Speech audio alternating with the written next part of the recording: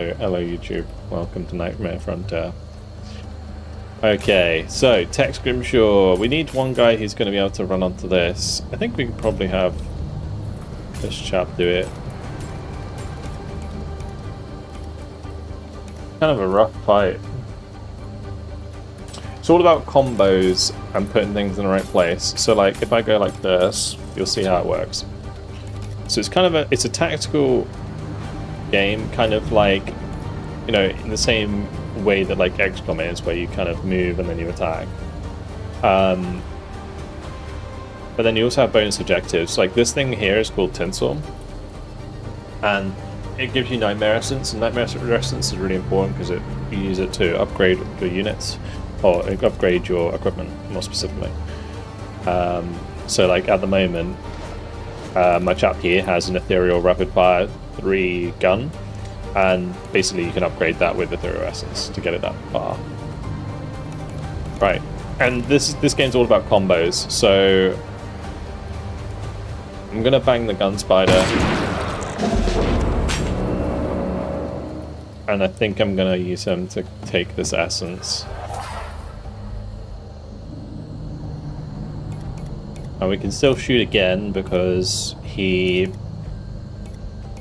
killed someone. Like if you kill an enemy, you can basically go again. That's like how it works. So it's all about combos.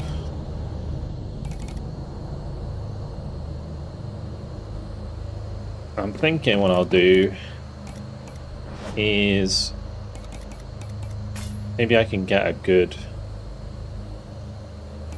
AoE here or something. We could do the Ethereal Rapid Fire actually if I get him in the right spot. Okay, 1 second, I did that wrong. We need to go here.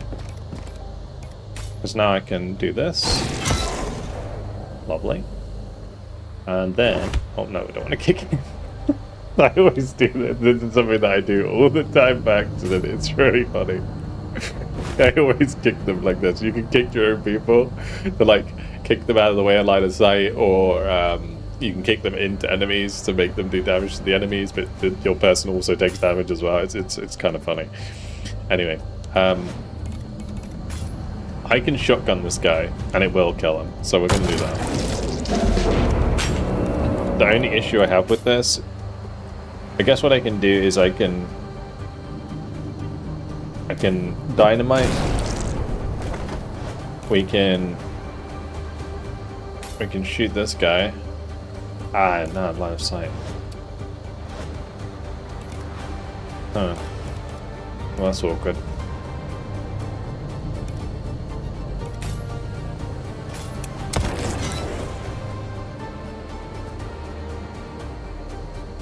Looks a bit dated. I don't know about that. I think the UI is fine for what it needs to do. It's always funny kicking him.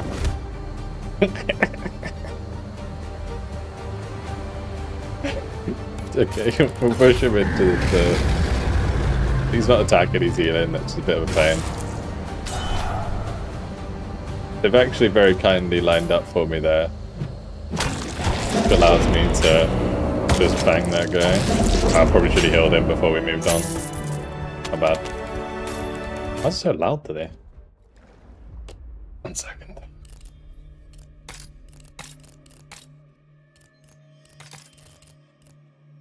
Okay, and with the level complete, we now need to move on to the next one. But all of our units, as you can see at the bottom, they have like health pools. So you need to manage your health as you carry on. Oh, this one's actually going to give me 2 scavengers. If we can get through the mission. Or did we just...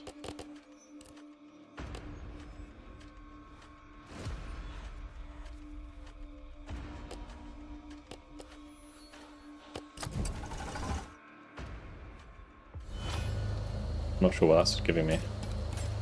Maybe if I find new people now, it's actually going to be handy.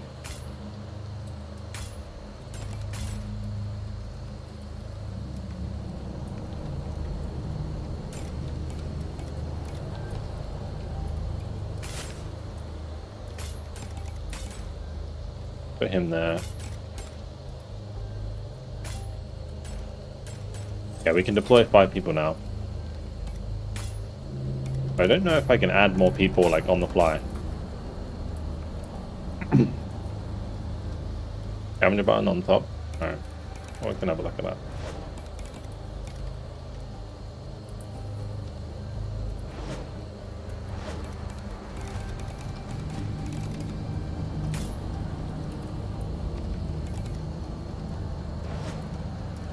So I put him here because what I wanted to do was do some crazy combo, but I don't think I can.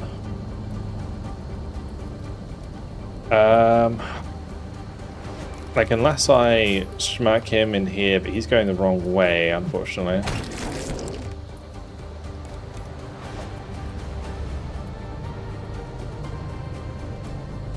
Don't think I can shoot from here. No. But, tell you what I can do. Oh, okay, no, I didn't kill him. My bad. Oh, I got debated.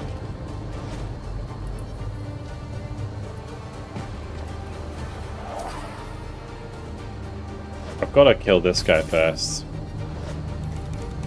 For sure.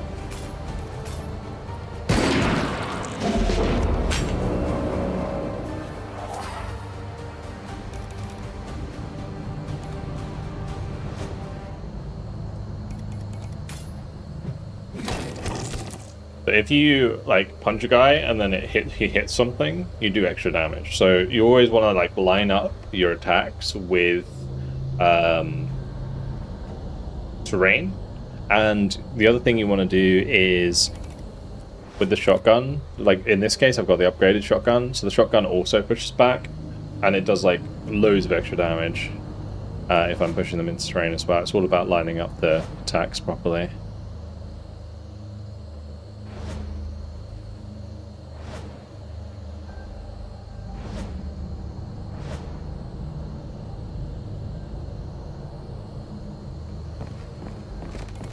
We could go here, punch him this way, and then give him the kick. Cool. And then he can eat his beans, heal himself up. Alright. We can't use any of this stuff, he'll just have to chill.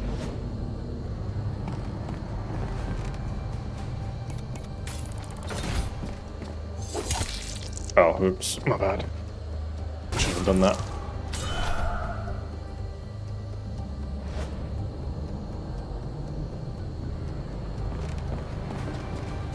Kind of put Shotgun Boy in a bit of a bad spot. Probably best for him to come here and just heal this guy.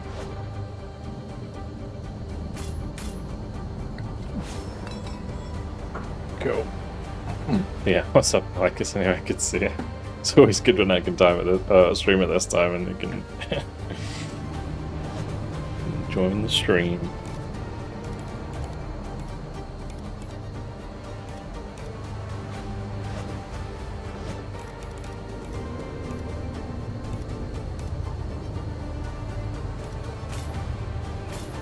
I need to punch him, and then we can kick him. And he can kick him as well.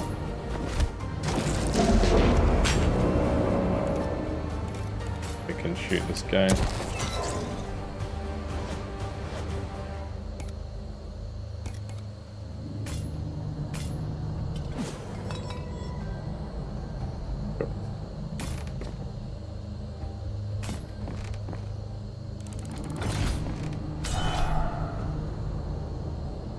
Excuse me. Alright, let's blast him. I wanted to use a shotgun. Would have been way cooler. Okay, there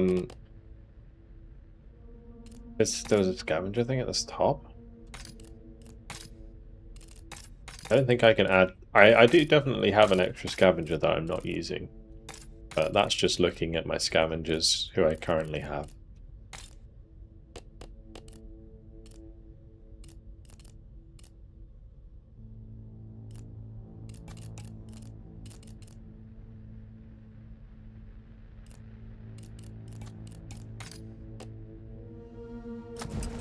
Okay, so this is like where we could technically leave if we wanted to get all of the loot we currently have out of the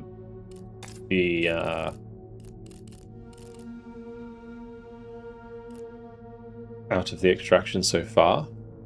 But I don't know if I want to do that. I mean, we have 50 Nightmare Essence, which is pretty useful. I think I might just return to base now and we'll just go again, because we got pretty lucky on the start of that one.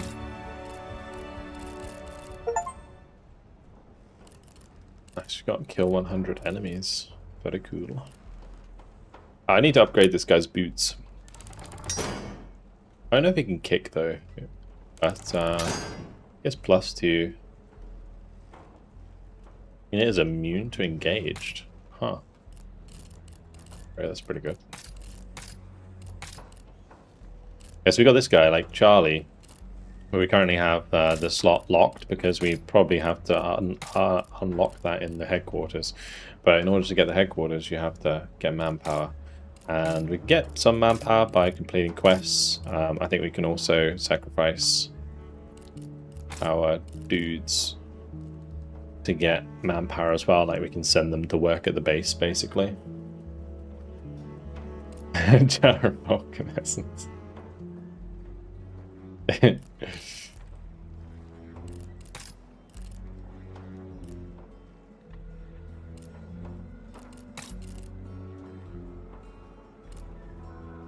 Trying to look for the right thing here, because there must be one that allows us more people, because it's all about upgrading equipment.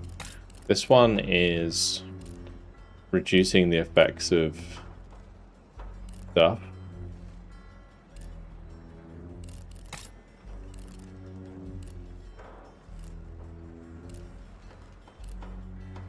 Allows extending party by additional 1 member. That's good. Okay, that's where we want it. Cool.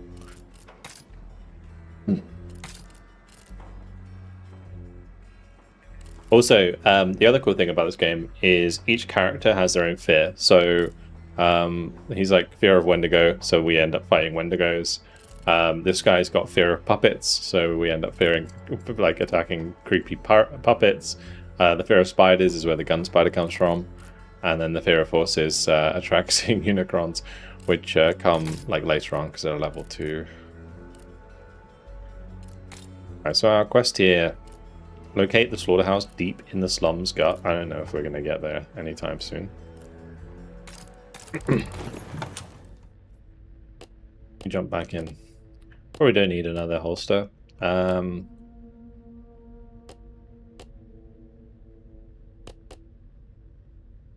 We'll probably just go way.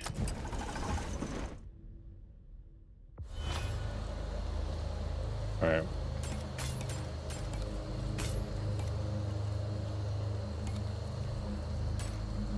Ooh, biddies. Thanks, Sledge.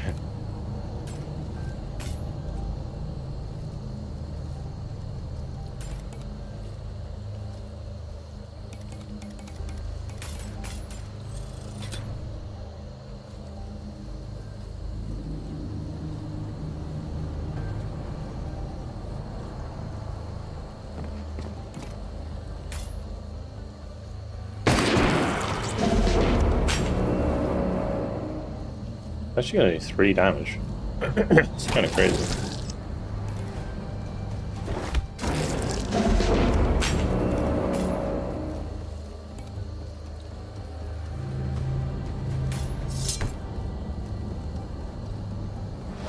Yeah, Sledge, what's up?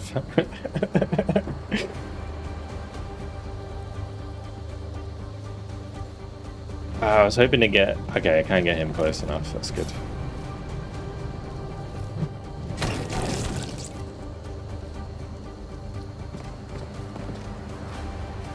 I actually wanted to shotgun. But not shotgun. That's more like it. That's more like it. Because now we can go and bang him. Can I bang him as well? I think I can.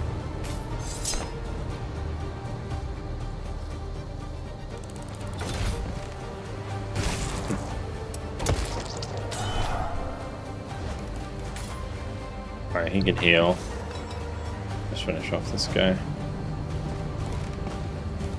Easy peasy.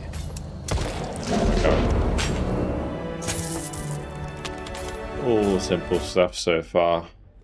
Yeah, once you get like higher up, it ends up getting way more complicated.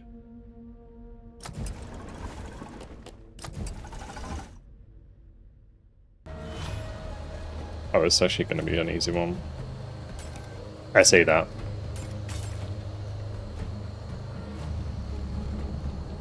Do I want the essence? I guess I don't really need it. It'd be better to just push through.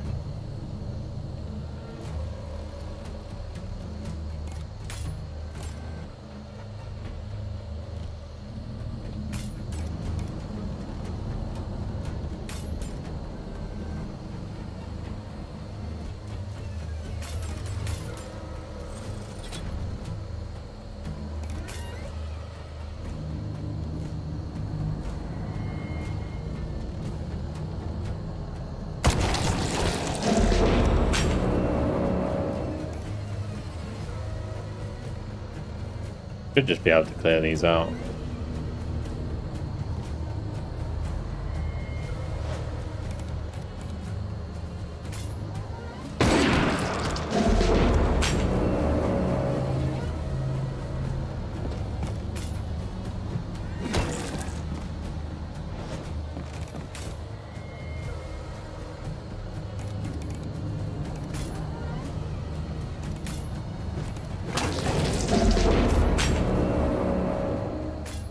Spot if I do that. Do that first. There we go. Perfect. On to the next. Alright, now we can continue because we're actually healthy. Right, so I've got to go to this one here. This is what I need. This is the galvanic cell, which is the primary objective to move on with the story.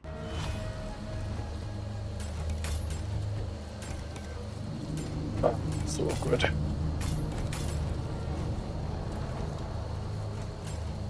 It's really rough when they start so far away.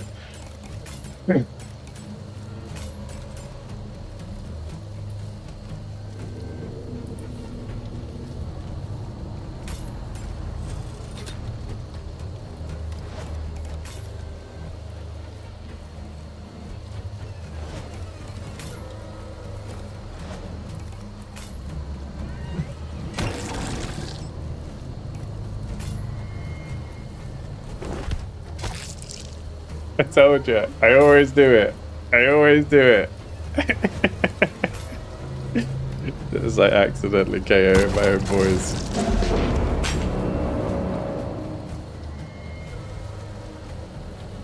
Okay, this is kind of awkward because I need to get into a position where I can shotgun them into the wall.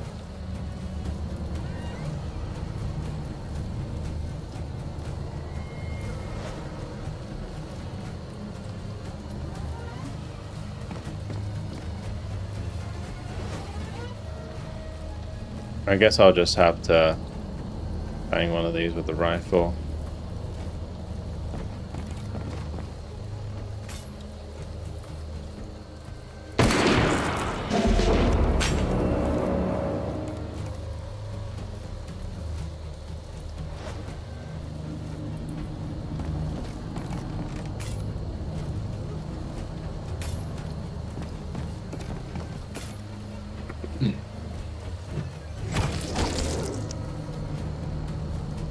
I'm doing the wrong thing again. I want the shotgun. Good. Never mind, would be bad to do that.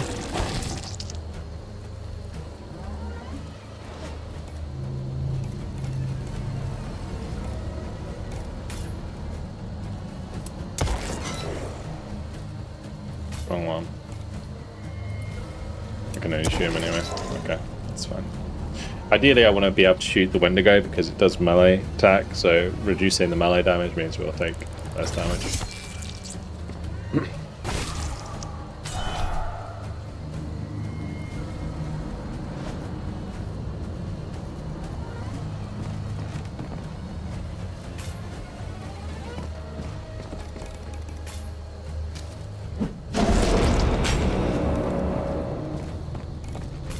we're just gonna heal up. And we'll move on. I didn't mean to do that. No, every time. It's so easy to kick your teammates. I healed him, but then kicked him into the enemy. Yeah, but I want to heal him back to full before the end of the round because you don't get to heal after the round, right? I could have healed him with his own potion, healed him with the potion from the other chap, then shot him with the third guy. That's gonna suck now. Like, healing is like super important. Because now we go into the next battle with a party member who's 2 health, and like only takes like 2 hits to kill him, right? And then he's dead for like the rest of the run. But yeah, what's up, Centauri? Yeah, the stakes get pretty crazy. I don't know if I'm gonna be able to do this battle. Oh gosh.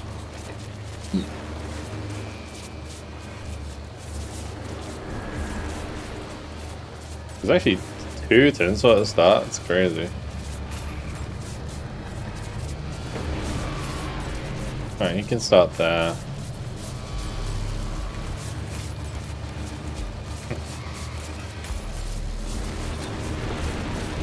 Okay, so we're gonna bang this guy.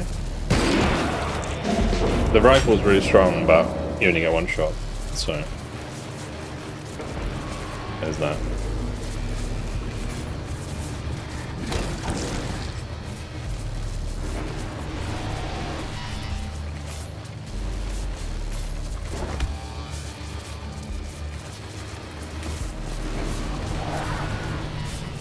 That works.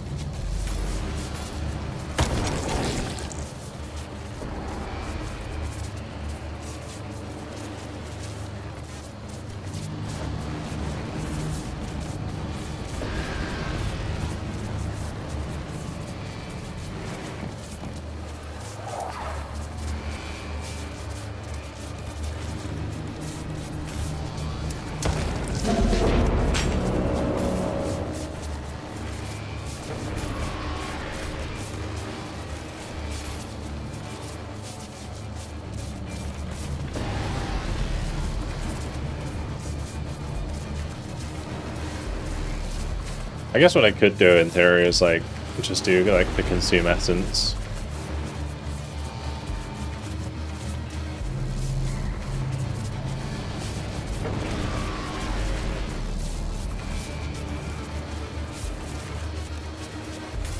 If I dynamite this guy, it means he'll have the heal, so that's fine. Okay, or not. Gonna carve up my boy. A little awkward.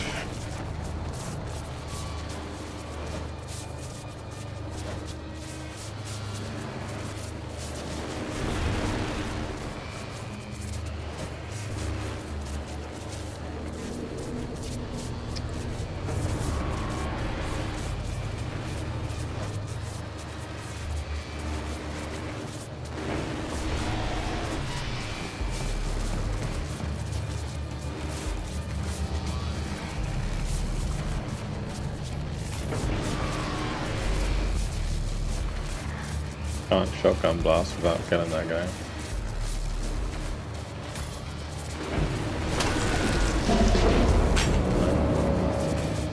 Alright, we'll just use the heals.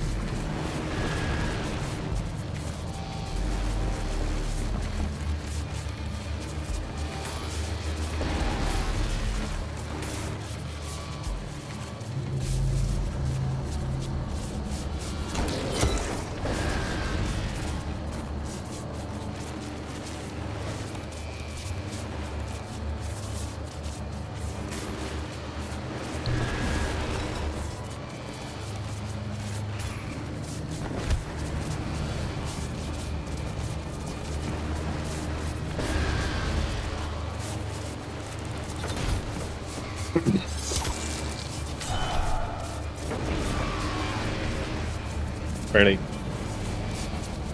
Don't do me like that.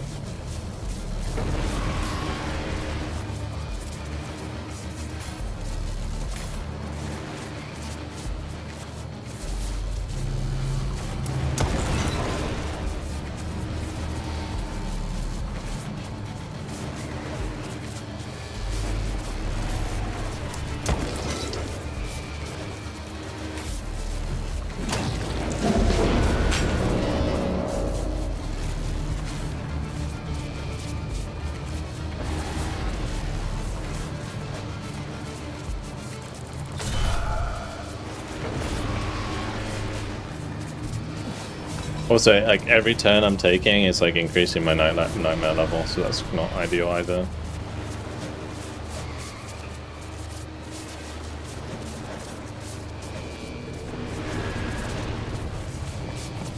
Alright. Every time, dude. Every time. It's because left click is kick, and like if I want to select someone, I'm always like I'm forgetting to press right click to deselect the attack before I left click. Right. Do we want to do this? We kind of need to start doing it.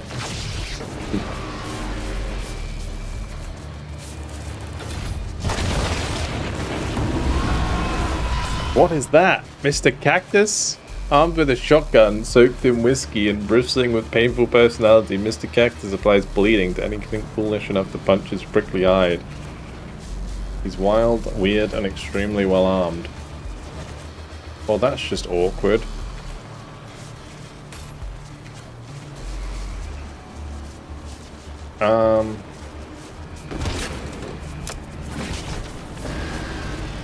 We're just gonna keep doing it. Just keep doing it.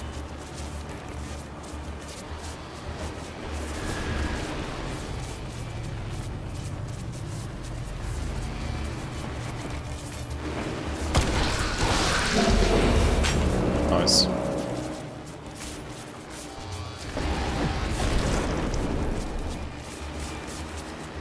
I only need one more round. We're just gotta stay alive.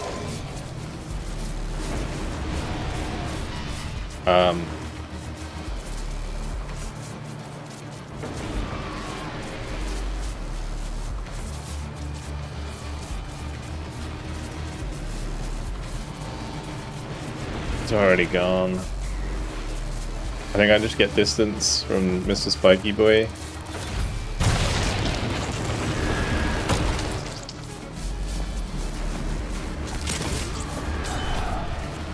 Alright, Mad Surgeon.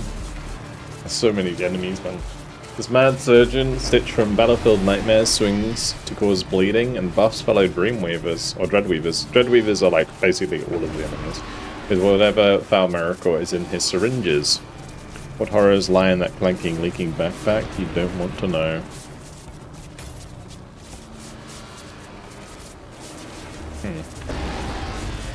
Alright.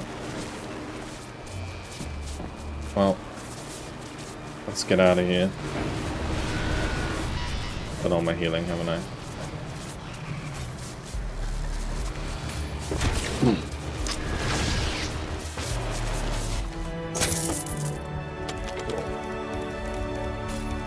Yeah, we don't have to stay.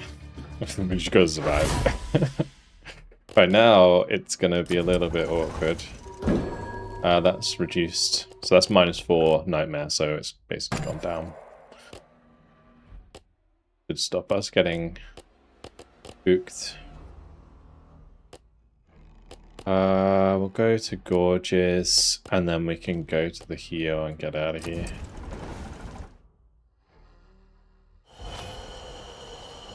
It's gonna be so difficult. Like, man, this game is like, it's rough, dude.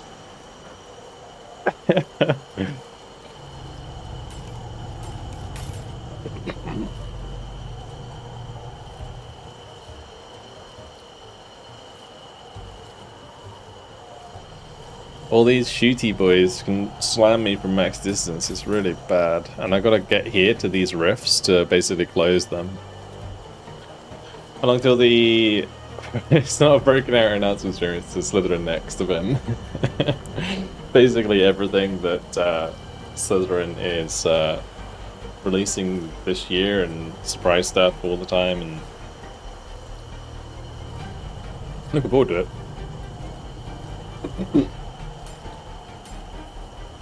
There will hopefully be some Broken Arrow stuff. Fingers crossed. There's probably going to be like some sort of new trailer or something for the DLC or an announcement date or something like that, I imagine.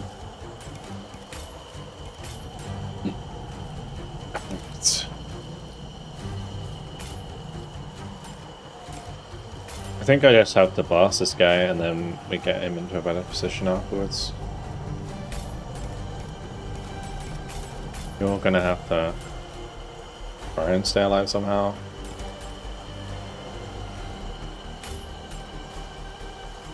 My guys just have no health.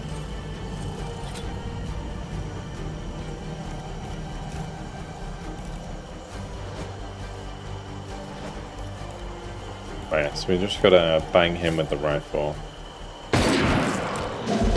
Then we can move here. Get the shotgun out. Bam.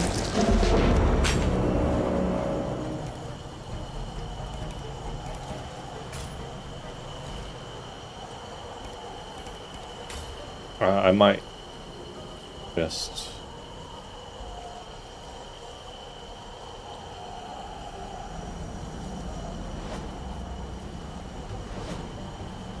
Yeah, the biggest difficulty in this situation is just like not being able to get close enough quick enough to do more damage.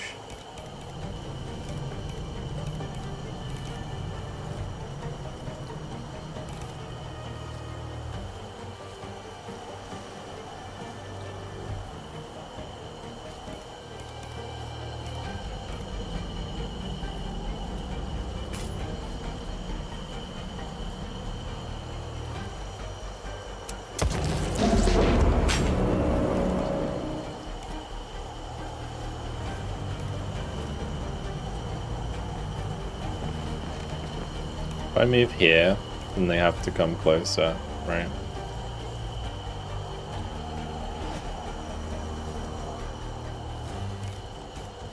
I think we have to heal him up.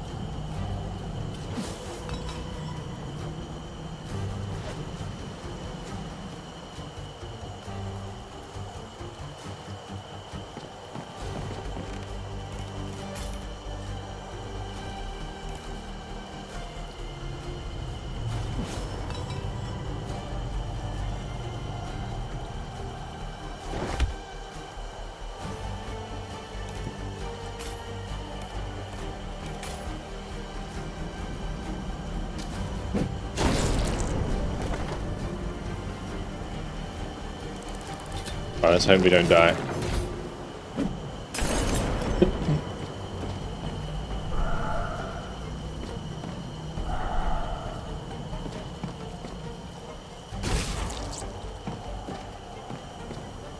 Okay, the gun spiders are keeping their distance, which is fine.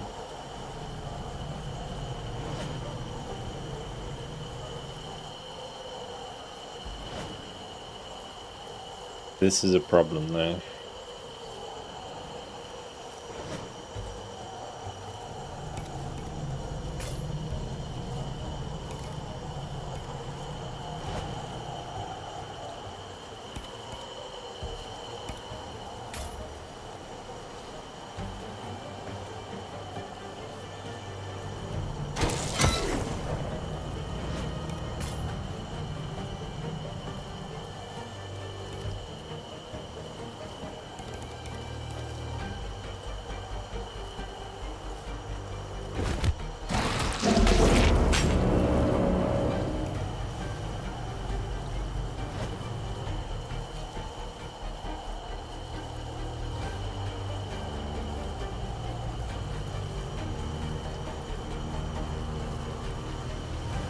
It is an looter extraction game, yeah. So it's like tactical, and then you have like a best way to describe it is like Slay the Spire like choices where you you basically go up like a ladder, and then on like you select which mission you want to do next, and then at certain points you can also choose to leave in order to keep your loot, or you can try and keep going, but it gets more and more difficult. So the idea is that you extract until you're strong enough to do like the next bit, and then you can try and do the next bit, and if you're not strong enough, you'll just lose and lose all your stuff, which is probably what's about to happen. Yeah, kind of rough right now for me.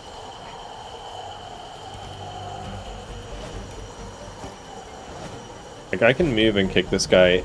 The issue is all these gun spiders. Like, so all these gun spiders back here, they have like, I'm pretty sure they have like basically maximum range or like infinite range. So if I stand here, all three of those can probably shoot me.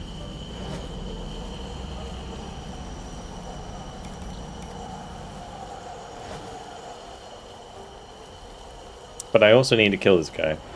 So I think we have Grimshaw. Maybe move here, give him a kick. And hopefully, maybe they don't shoot me. That's the plan.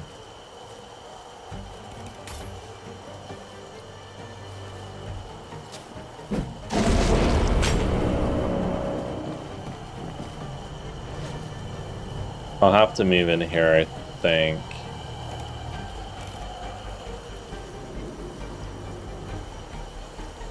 I think more enemies are going to come out of these breaches next turn. We'll move here and we'll just heal him. And then we say fingers crossed. Yes. Give that guy a bang.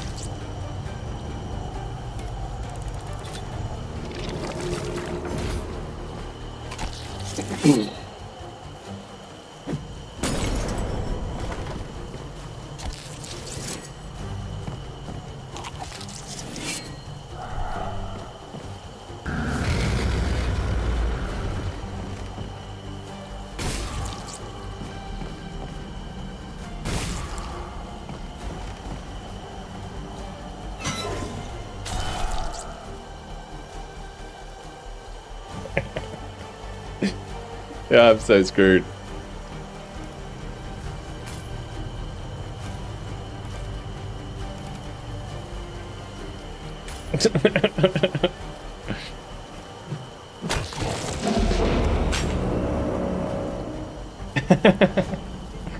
This happens a lot in this game. It's normal. It's totally normal.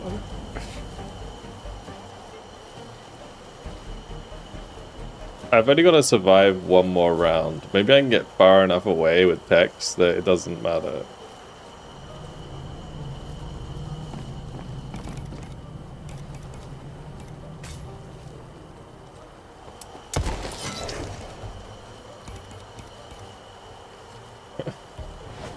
Right?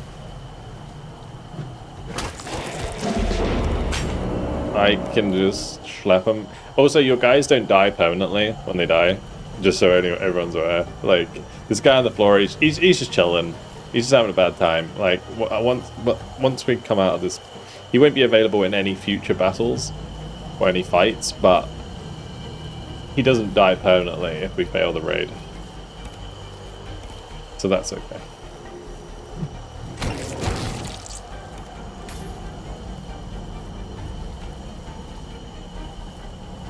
Mr. Ike can go here.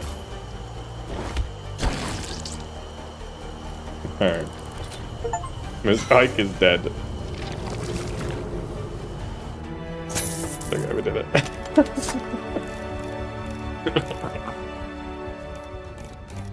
I didn't realize I just needed to press the turn. That would have been handy. Spread spores. Inflict immobilize on units. Huh. Kinda handy. I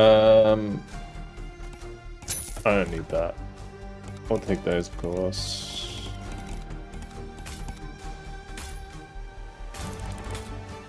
Alright. So now we can just go here, we can get Ransack Pharmacy, and then we can just leave. Thank God.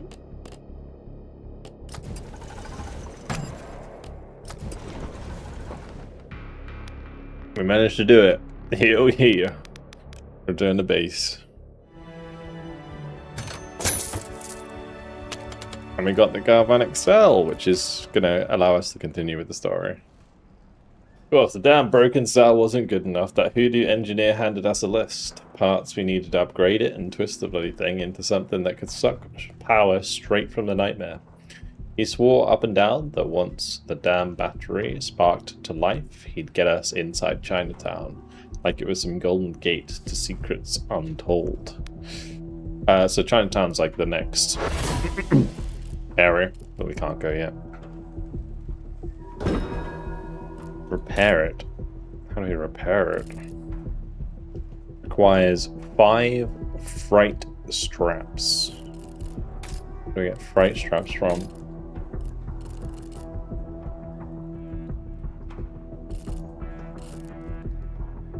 From the Unicron or Creepy Puppet. Okay. So this guy has a fear of puppets, which means that we can attract creepy puppets to get that. So I'm gonna change out poor old Ike here. Although I think Ike's pretty good. Like, he's low health, but let me just check. I like the way he has the rifle, like, and he can move a lot.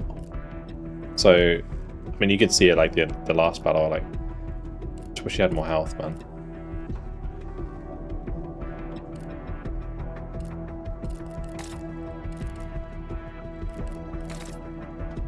Oh, he can run a rifle. Okay, that's fine. Right, let's just take him off then. Unequip him. And then we can give that to this guy. Cool. So he can have the rifle. Hunting rifle. He can have pistol as well. He can have the boots.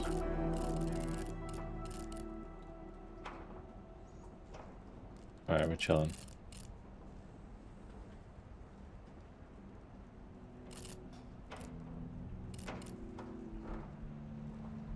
Got salamander boots. What ones are these? These are the Mustang boots. Immune to dung. Alright.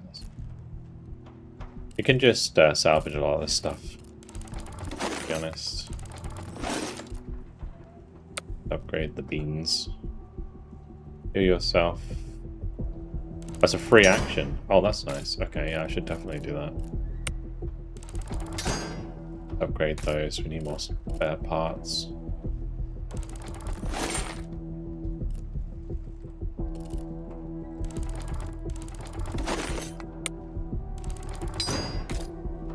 Perfect, that's going to be a lot better now. Cool. So yeah, you go into an extraction, you go through all of the different levels, then you extract, you upgrade the dudes, and you do it again. It's kind of like how it works. It's like the cycle of the game. My brain's not working today, guys. I apologize. There is a term for it. Alright, let's just go in here. We've got creepy puppets now, so more creepy puppets. So you'll see different enemies this time around because we have different fears.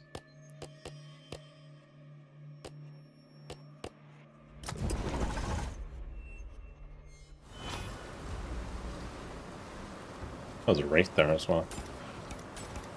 This is actually kind of easy for this chap to just shotgun them. He'll have regeneration, actually.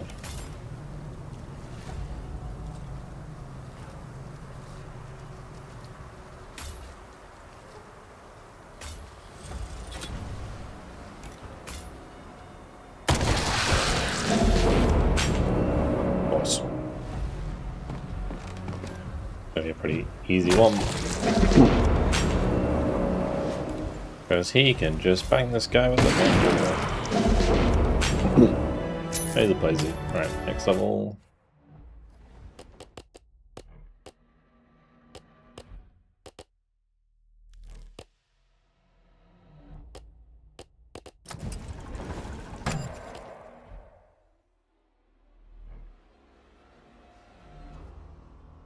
The Whistle Alley.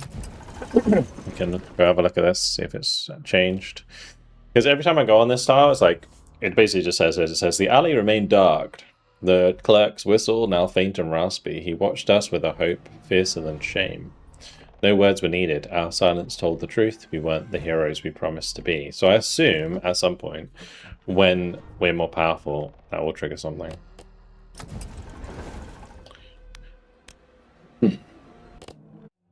We need to basically fight as much as possible so that I can get the wraps from the puppets. Here we got this creepy puppet now. Look at that. They're kind of creepy.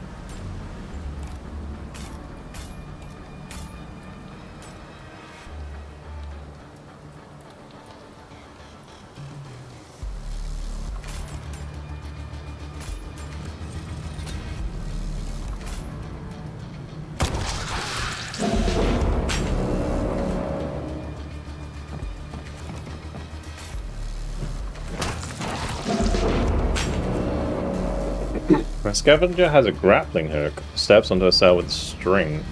They gain the ability to move a considerable distance. After use, the string is consumed and disappears. Oh. Cool. Whee!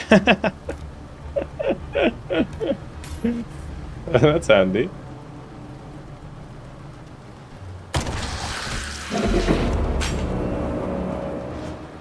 Right, you can go here.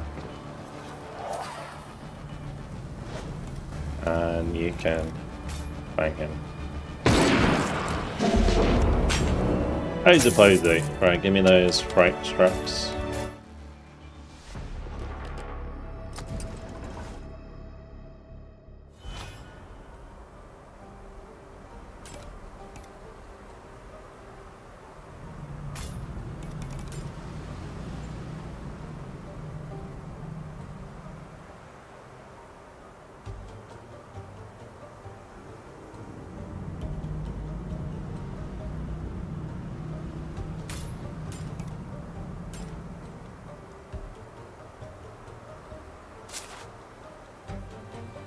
I'm gonna put him here.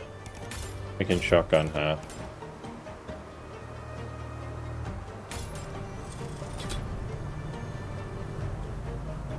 Yeah, brains definitely do something from yesterday's game. That game was crazy, man. I was like obviously like chilling at the end of the stream, and then I was like, I gotta just do something else. So before I go to bed, because otherwise my brain's just I'm not gonna be able to sleep. So I ended up playing this for like 2 or 3 hours. I was like, and then it was like, oh, not 2 or 3 hours. It was like 2 hours maybe. When I was supposed to go to sleep. This wasn't helpful. I got proper into it. Anyway, that's good shit. Let's go here.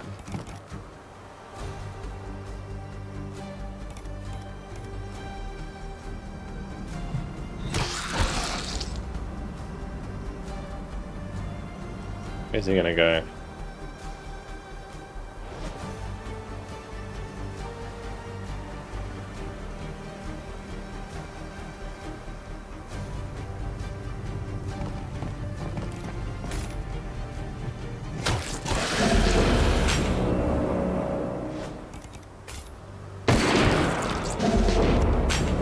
Job done. Oh, that's 2. I don't know how many we already have. We surely have some. Also, I wish this party game plus 1 HP was like on top of your HP rather than just like healing you. Oh, we got a tough battle. Ethereal Scythe or Jar of Essence?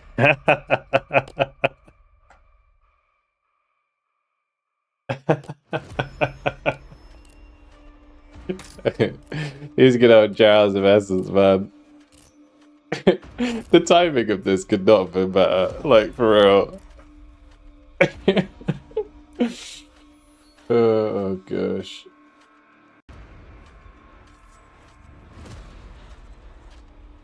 Good old Vulcan essence. Oh, I can actually have a melee weapon now. I should give this guy a melee weapon, to be honest. Right, let's get a scythe then. Because I don't need more essence. I've got plenty of essence.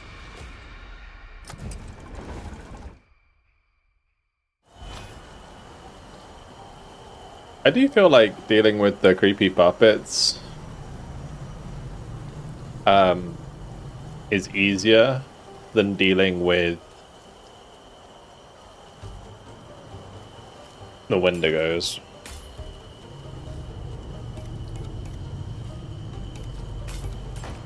And you can go here, you can go there. It's fine.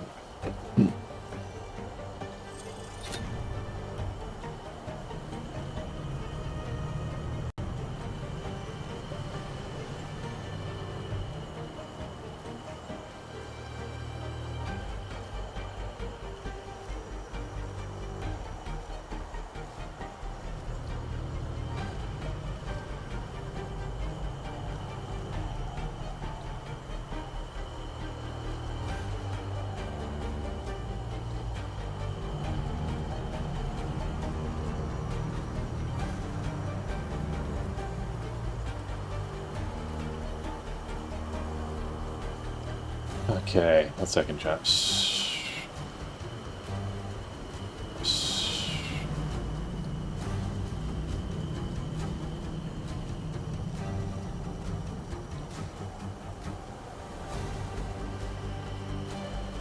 Alright.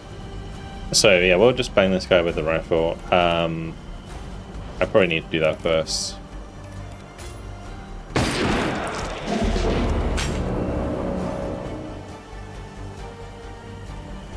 Well, the question is,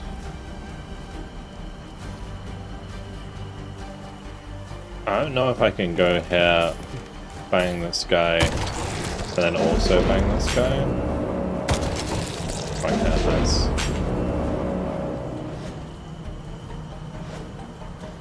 Very good, very good.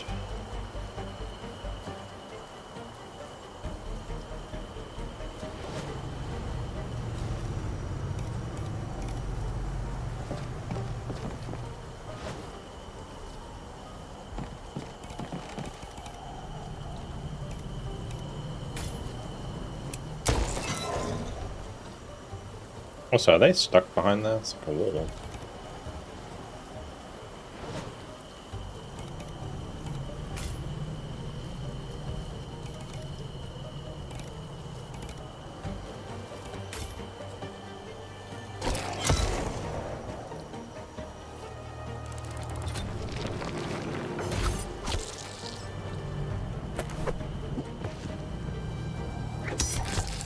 Oh, they're not.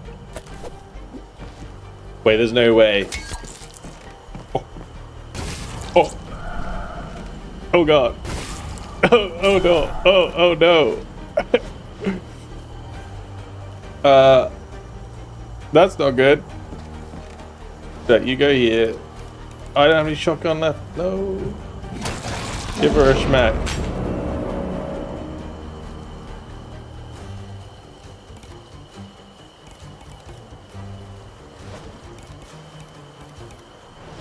Alright, at least I can heal for free now. What was that?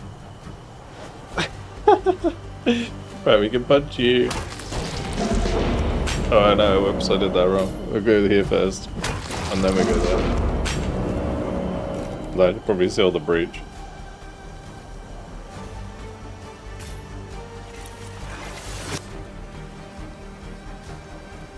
Actually, I don't need to seal the breach if I'm standing on it. Yeah. Okay, cool. Although I won't be standing on it if I kill him. Huh. Awkward.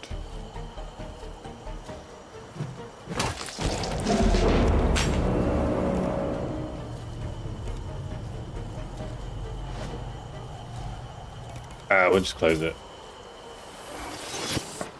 Safe and sorry.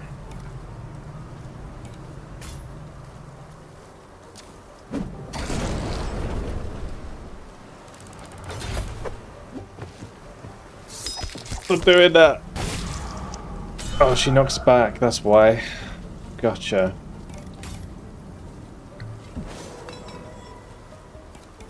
Well, I can do that too. Hoya!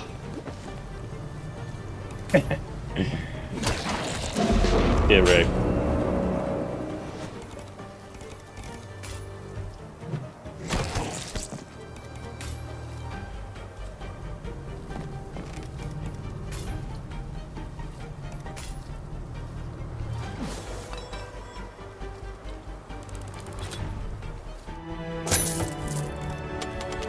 Oh, we got the scythe. Oh, we got two more. Oh. No. No. Rip.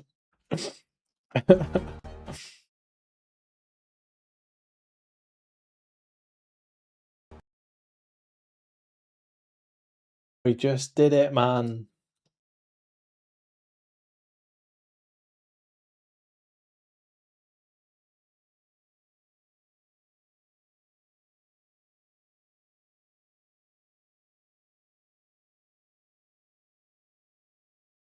Oh, is the 1.0 update out, maybe? Is it out? Is it out? I think it's out.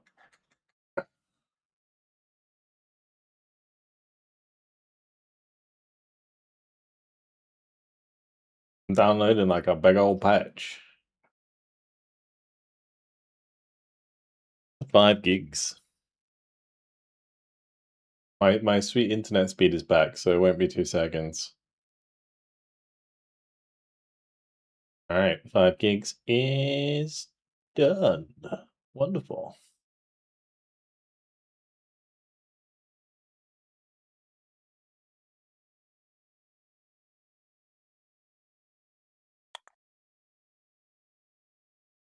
Or maybe something changed. Find out. Oh no! Oh no! It's gone! My progress!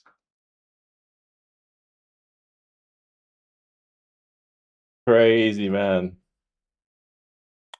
Progress wipe out of nowhere. Feels bad.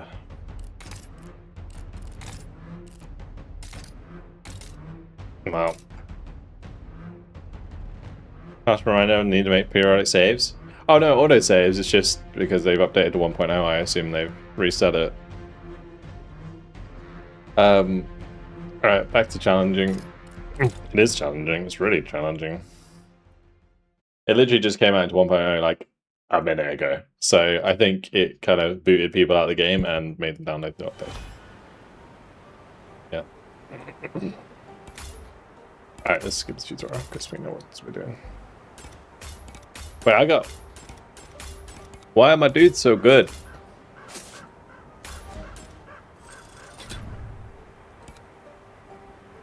Kurt Henke?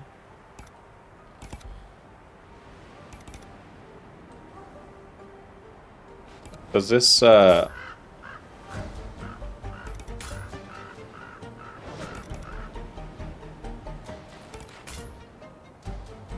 Did they make it easier?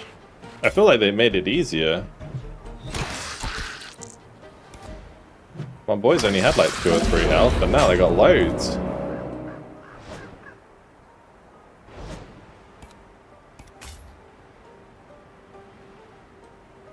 Alright, I definitely did this all wrong, so let's just do this again.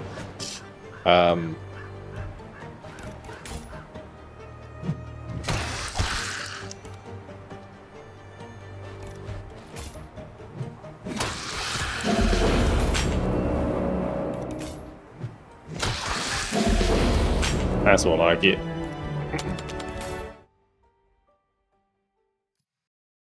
Alright, point of no return. The city didn't roll out. I mean, at least you guys get to experience the story from scratch. The city didn't roll out a welcome mat. It just wriggled in front of us, smellingly sparkling around with auroral displays as if infested by 1 billion dung beetles. It was all twisted and turning in a vermin movement, like pretzel digested by a Norwegian. While some called it God's wrath, and others blamed witchery and swamp gas, none escaped to tell the tale, nor understood what happened to this place, except for the one fellow, perhaps a doctor of some sort, posting classified ads in newspapers all over the west coast, swearing this maze is full of booty, just waiting there for those who dare to come inside. And us, we didn't ask what kind of danger was waiting to chew us up.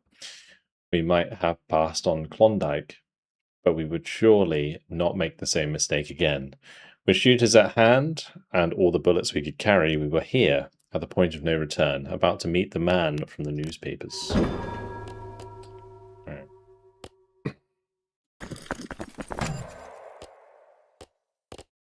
The boots were good. I think dynamite's good, so we'll go with that.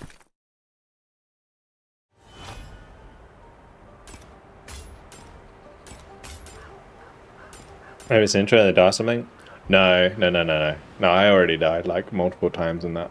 It was just where it was in like early access, and now it's in full release. It's alright, we weren't that far into the game. And also, like, the game, I think, intends for you to, like, play this through multiple times anyway.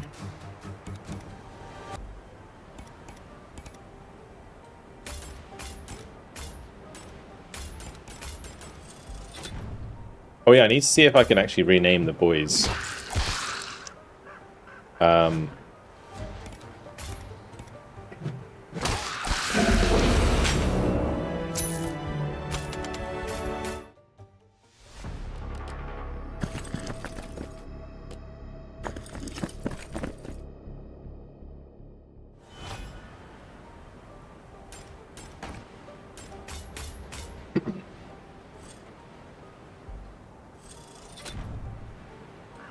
It's all like pretty simple. It's just like the it's basically the tutorial.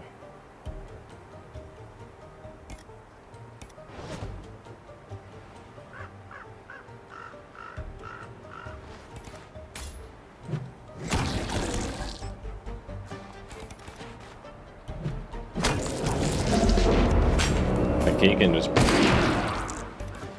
oops, didn't mean that. I need to do that first. Then he can do that. And then we can just move it. Oh. And now we have 4 dudes.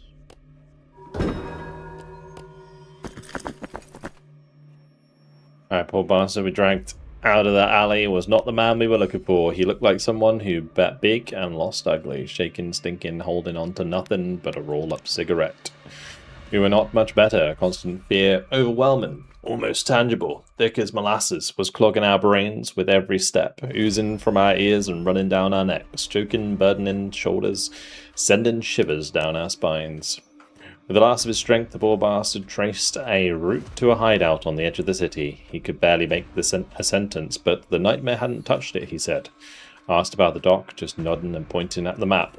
We took him for a louse and on shaky legs we got going. Alright, so here we come to the hideout.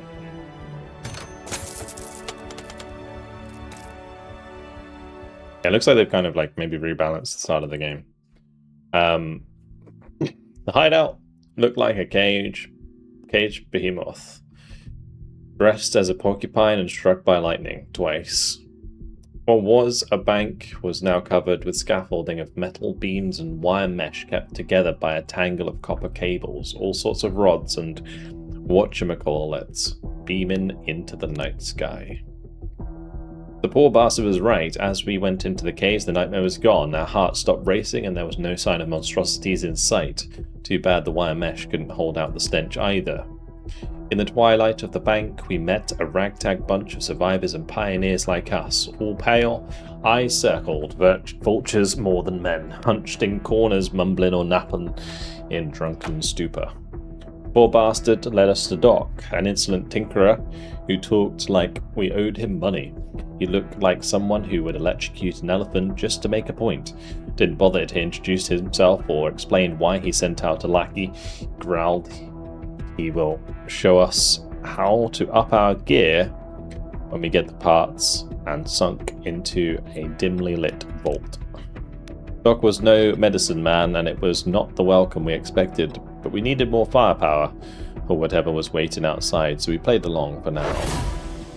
Alright, we're gonna go get some bits and bobs. So we can get it from that. Lovely. We managed to scrounge up enough scrap to juice our gear. Doc pulled a rusted out 6-shooter and showed us how to tune it up. He stripped it down and slapped it back together a few times right in front of us, then left us alone with the iron so we could get a feel for it ourselves. Okay. So we already have a 6-shooter, but we can upgrade the one we have. That's the objective done. A few tweaks and this old junk got a serious kick. It was time to sort things out. So far we found nothing but scrap, junk and weapons, one weirder than another. We brawled with beasts that, as far as we could tell, were drawn straight from a fever dream. A paralyzing one, lingering in the back of the head like a wet fart in the long johns for the rest of the day. Doc, when pressed, spun us a yarn about a thing worth more than gold around here. The Nightmare essence. Some goo that could burn out a curse or power an automobile. He said to look out for fires burning mid-air, handing us ordinary-looking jars. But we had to start somewhere, so we figured we'd try at least to get one jar full of that crap, see if it's worth the fuss. Alright, let's go get it.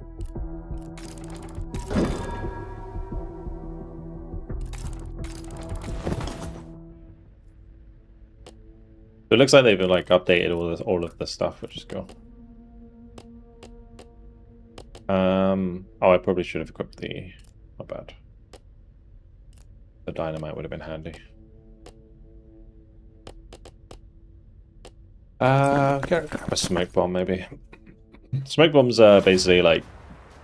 You can make a tile, like a safe tile. You can't attack someone in smoke.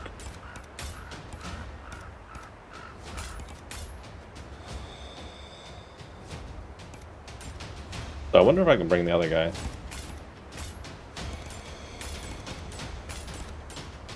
Also, now we're actually in the main game, we have less health, so there's that.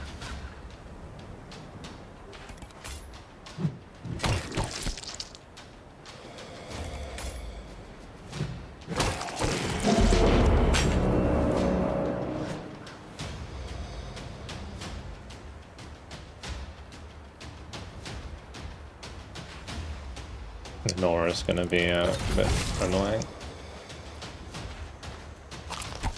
Not having like my pushback shotgun is like making me so sad. It's alright.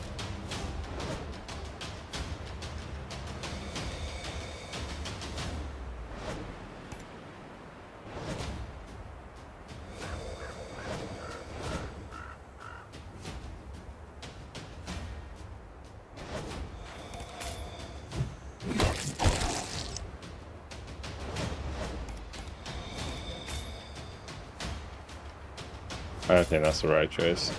We can just go here and use the shotgun. And we can...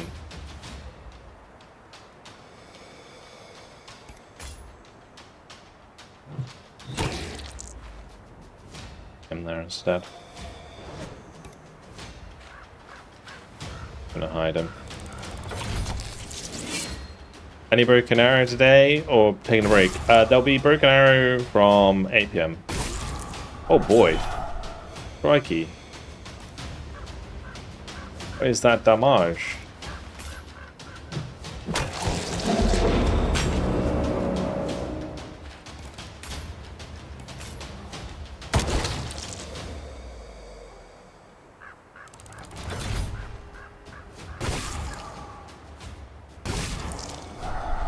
Yeah, I really messed this up. Apparently.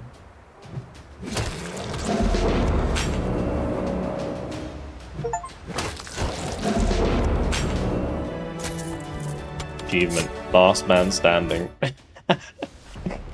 Survive with only one dude alive. I'm so cooked. Salamander boots were the one I could kick with. I don't think I'm gonna survive this. Kill all is my objective. Nice. I don't think that's happening.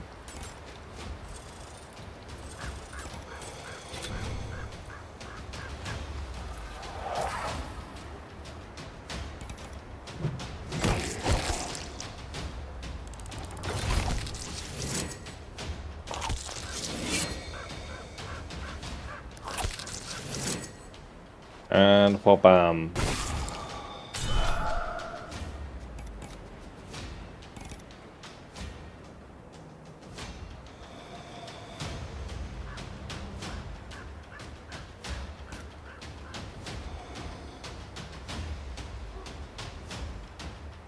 Am I winning? Not really, no. I don't know, I've never tried to consume this, to be honest.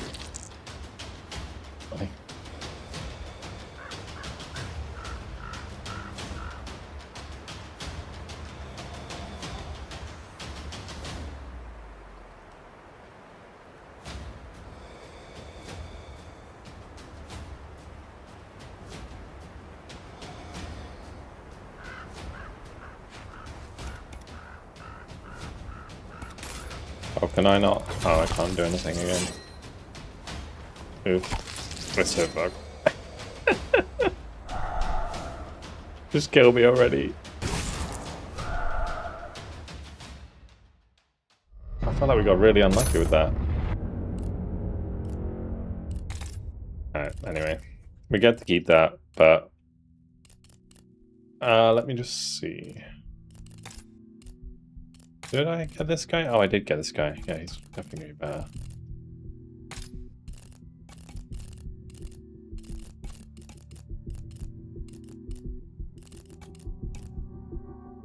I can't change the names. Oh, who wants to be someone?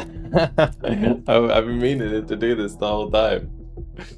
Who wants to be someone? I for me. I can rename. Got Billy DeVille, Cactus Jackalope, Broken Arrow. Wait, what? I'm gonna go on Broken Arrow.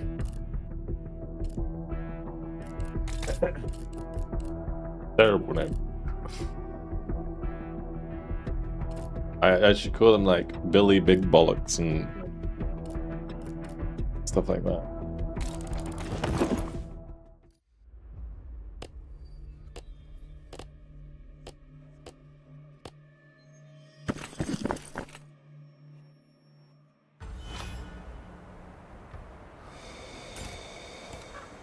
Okay, at least I have a rifle guy now, so this isn't gonna be so bad.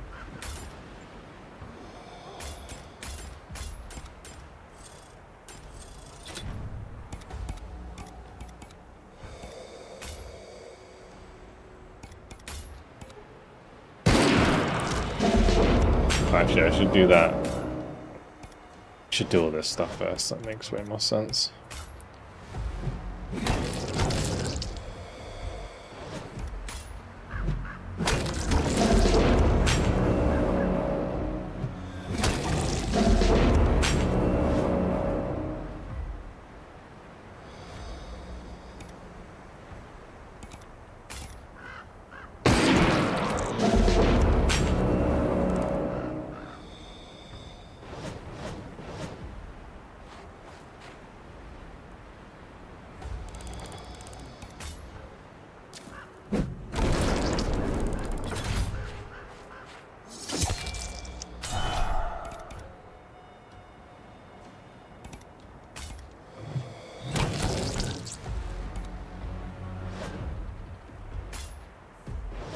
That's I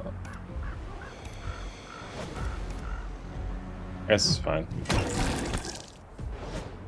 Just come here and shoot him.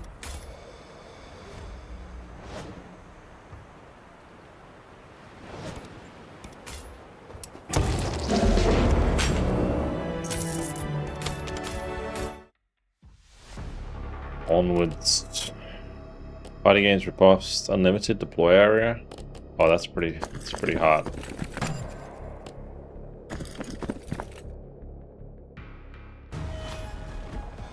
means we can line ourselves up perfectly. You can go here. You can bang that guy with the rifle. And you can kick this guy.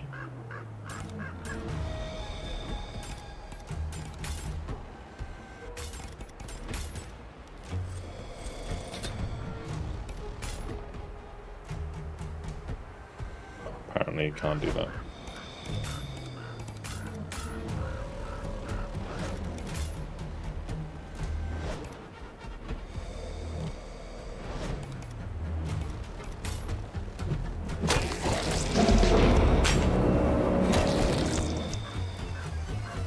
You can go through the gap. Sure.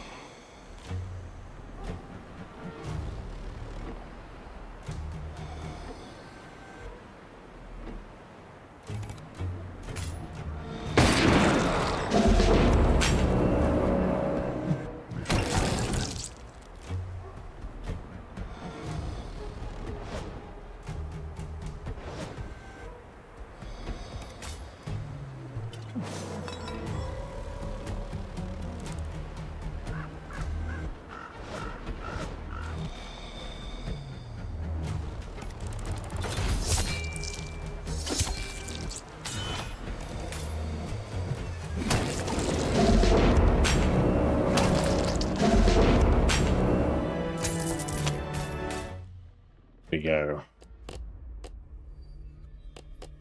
I didn't get any essence yet, did I? But we should go back to the hideout. We are not equipped to continue. Really unlucky.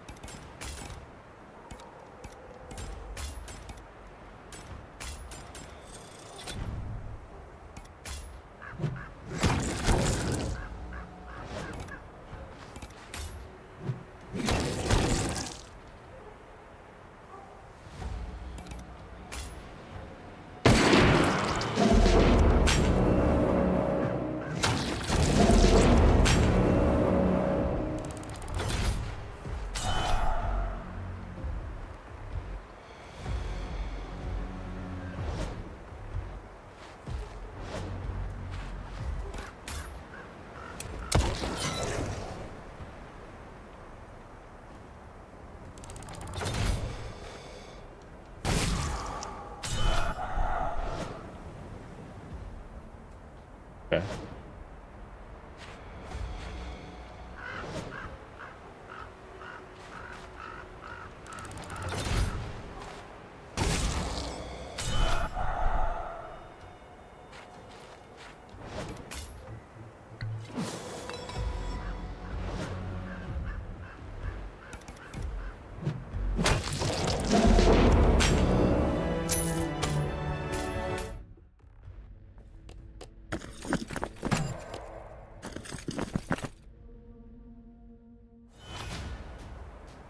I need essence, but essence is not turning up anywhere.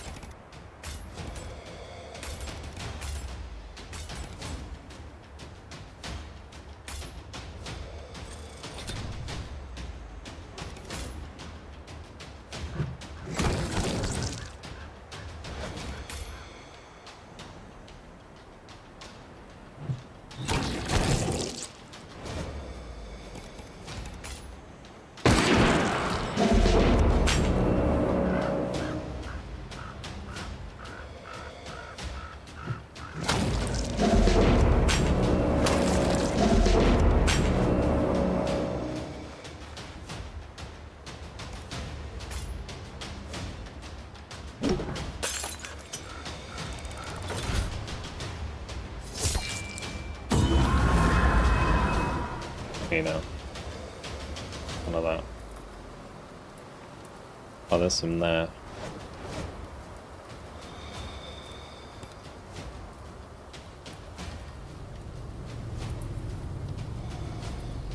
Oh, we need that, but I just need to make sure my dudes stay alive.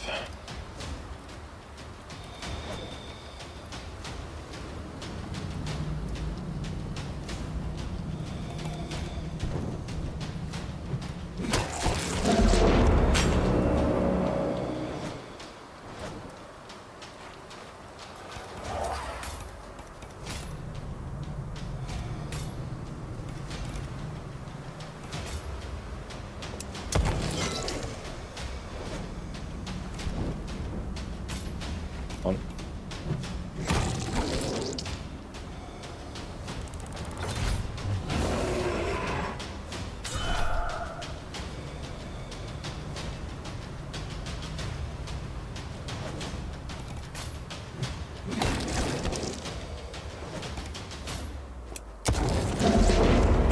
Alright, cool. We only get 5 units of Nightmare Essence now. Okay. But I wonder how much stuff costs to, like, actually upgrade.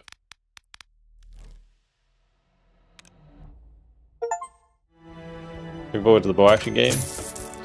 Especially with the tabletop. Have a very elaborate Normandy village setup. Oh, awesome. Should post a picture of it on the Discord. Yeah, I'm looking forward to it as well. I don't really do the tabletop stuff, but it looks cool. I really, really enjoy Battle Sector, so if it's going to be similar, then it's going to be really fun. Nightmare Essence flew like quicksilver and looked like something scraped from a witch's cauldron. When consumed, a jar of essence would send those goddamn dreadweavers. That's how we started calling the beast haunting us, scattering like maggots off Lazarus's corpse. In Doc's hands, put against the light, the essence gleamed like gold at the bottom of a dry creek bed. See now, you ignorant bastards, he shouted, eyes burning like a prairie fire. He swore up and down he could show us how the goo worked. He dug through a workbench drawer and pulled something looking like it sailed here on the Mayflower. Get some more kidney beans, or we can get an antidote. Grab an antidote. The old weirdo leaned in close, breath sour and slow, eyes glinting, handing us the thing. He said it plain as whiskey left open in the sun. Let it taste the fear. Okay. Use Nightmare Essence to improve antidote or kidney beans. Well, I'm using kidney beans, so we'll read that. So 5 or 3. Increases the number of uses. Lovely. We were neck deep in Hell's outhouse, but the juiced up gear gave us a bit of swagger. We wanted to think we were getting the hang of the shit show. Every time we went out from a sea of Sporros, we'd be pulling somebody out. The hideout was starting to fill up with folk tough as nails, brawlers and sharpshooters alike, all filthy and crude, yet grateful for the rescue. Doc was noticing the human pile-up, and we were noticing he'd had a habit. When he thought nobody was watching, he was taking big sniffs of vials of decay. Dazed up, he liked to pace up and down the corridors talking to himself, drawing shapes in the heavy air like he was figuring out a problem or preparing for something. I need their teeth, he grunted absent-mindedly once when we snapped him out of his pipe dream. By now we were damn sure Dreadweavers, wherever they crept out from, were fear incarnate. One poor bastard kicked by a horse as a kid. Each time we went together, we were haunted by two-legged unicorns with murder in their eyes. And Doc ordered us to hunt them for body parts like it was nothing. Alright. So the next thing we gotta do, hunt Noras or Wendigos to harvest cannibal foreteeth.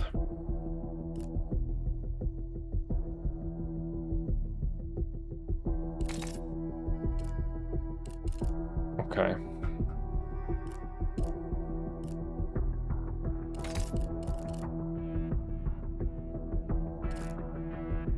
Well, he attracts Noras.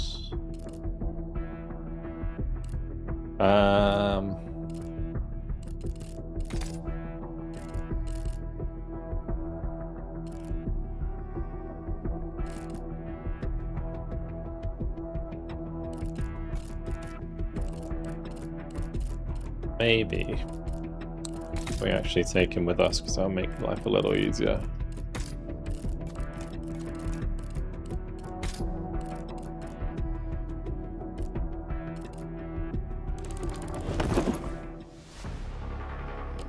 Okay, survival backpack be alright. Pile of junk's fine.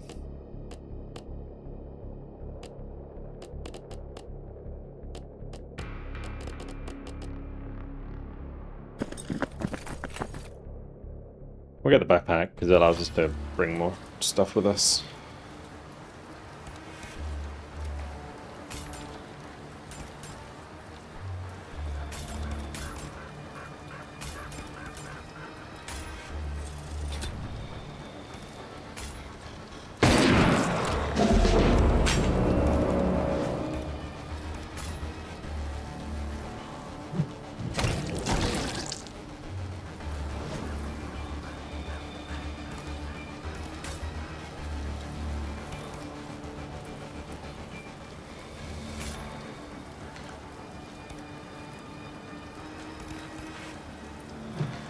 More like it.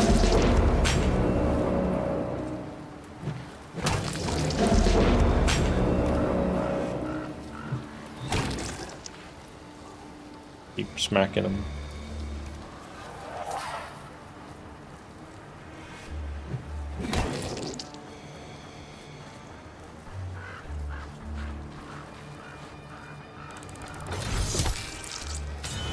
Oops.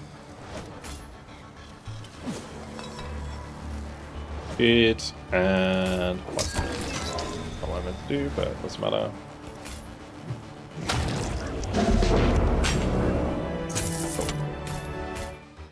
Job done. After this, we're gonna go watch the announcement. Yeah, exactly. On range damage? Oh, that's pretty good. Especially with the shotgun. Pocket knife.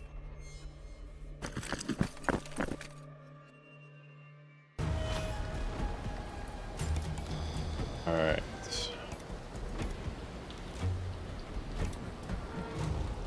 That means I can one bang a Nora, actually.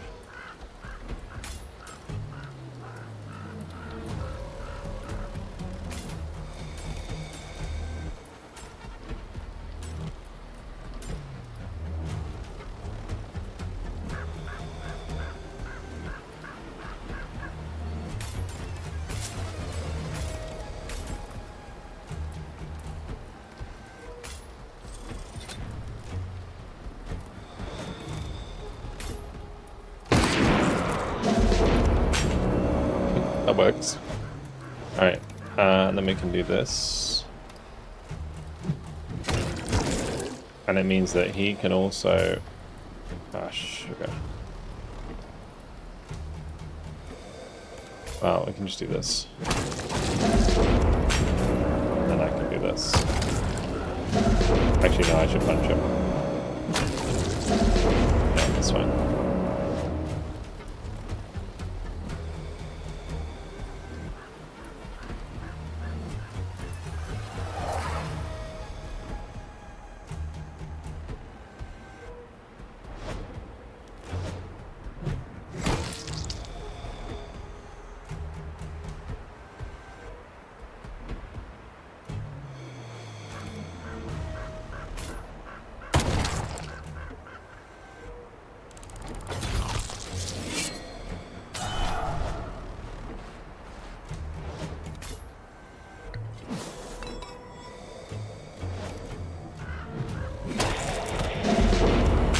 Nice. Alright. Oh, we got some Norris as well. How many do we need? We need 2. I mean, it would definitely be better for me to get out of here. Got really lucky that time with the 2 essence. It's nice.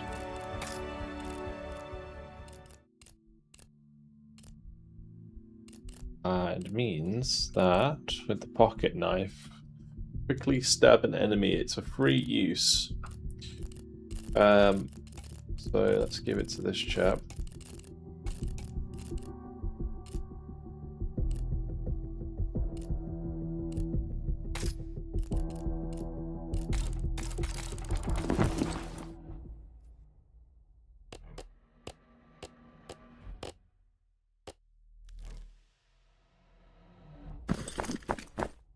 I wonder if I have 2 pocket knives so I can just like cheeky stab people twice. It'd be kind of fun.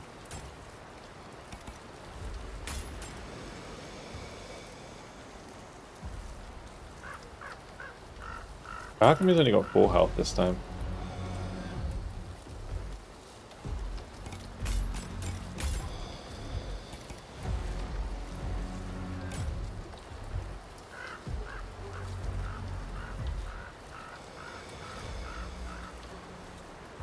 Weird.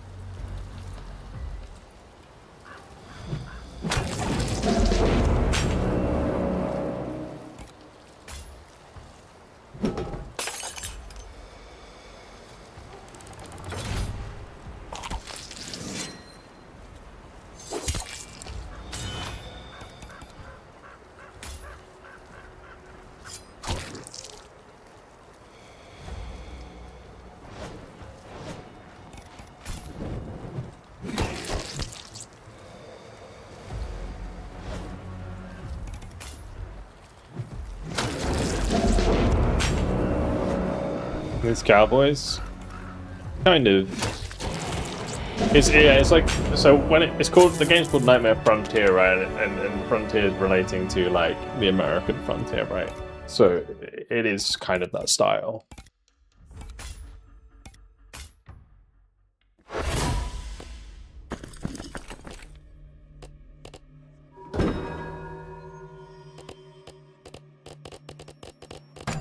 Don't really need any of these. We'll grab another rifle, maybe. Do the different type of clutter do different things? Later on they do. Like these kind of bits that are just dotted around, no.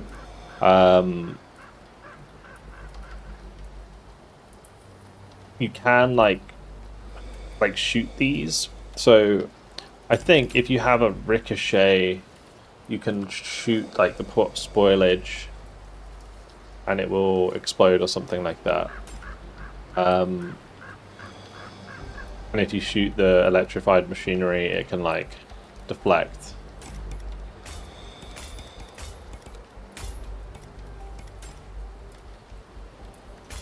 So if I go here, I don't know if this is going to work, but we can try it.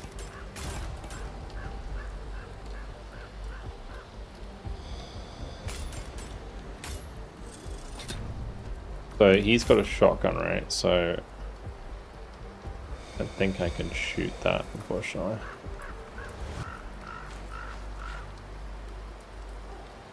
No. I think I need a specific weapon to do it. Can't just do it. I'm gonna bang that.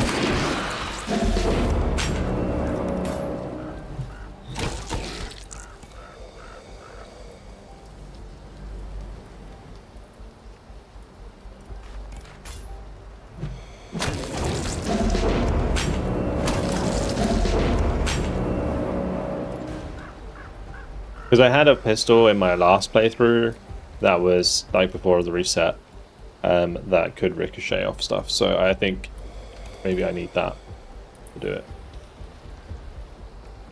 But also there are like areas on the ground that can be like on fire, and there's also like other things that you can push enemies into.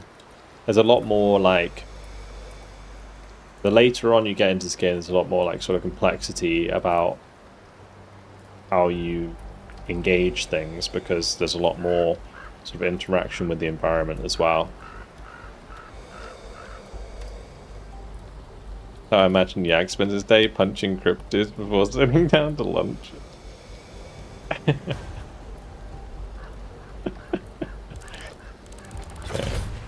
Denora's gonna come take a chunk out of him. Can I go heal him? I think I can.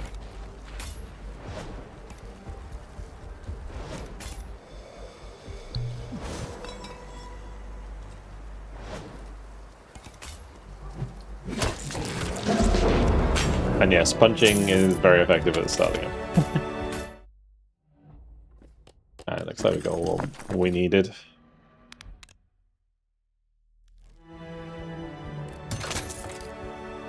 Alright, when we finally dragged in those stinking scaled teeth, our wizard-in-chief came at us with his goddamn offer.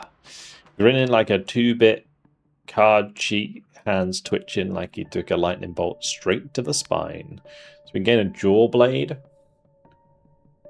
Forms a wide swing that can target up to 3 opponents at once. Or we can keep the trophies. I mean, we'll just take the jaw blade, why not? We were still knee-deep in beast guts when Doc summoned everyone in front of his vault, and from a makeshift podium, "Scavengers," he shouted. "I brought you here, promising riches, and I meant every word. The Nightmare opened up a new frontier, a hellish one, but a frontier all the same, and it's yours for the taking. The forces that brought this city to its knees can be tamed, even harnessed. Imagine a dream built on Nightmare. Picture towers sky high, built of teeth, spines, and tendons. Machines making dreams come true, powered by Nightmare fuel. Hell yeah. Hell yeah. Gentlemen," he paused, surveying his audience, malnourished, covered in blood and guts, from a podium of hammered together, half-rotten crates. "You and I will build this place anew, jar by jar, spleen by spleen. So go out there and hack and slash your way into a new era of twisted prosperity." This is like the origins of Mad Max. Doc went on and on about the power of Nightmare, riches waiting deep in the city and chasing a meaty American dream, but most didn't understand, others didn't believe, and some were too drunk and tired to care. What the Make It Great Again speech made clear was that we travelled half the country to hell on earth on invitation from a demented wizard, a junkie-in-chief, seeing centuries into a future woven of intestines, but not the holes in his shoes. We had to start taking matters into our own hands. As more than an ivory tower, this place needed a latrine. I do like the writing, it is good. I've got a dual blade, so he can have that, I suppose. Very good. Delegate 5... What was that? Delegate 5 scavengers to prepare hideout for an expansion.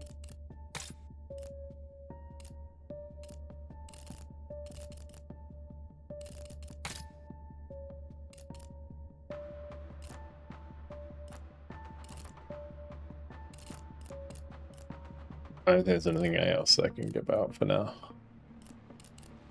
Go on. Back in we go!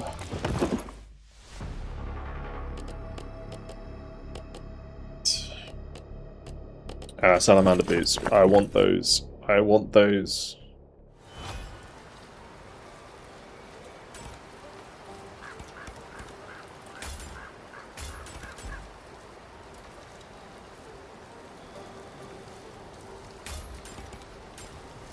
I think we all start up here. I'm just gonna bang that. Good cam.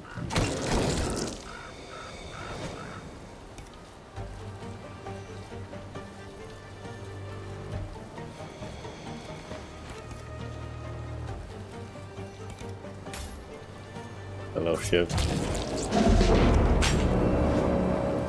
Alright, cool.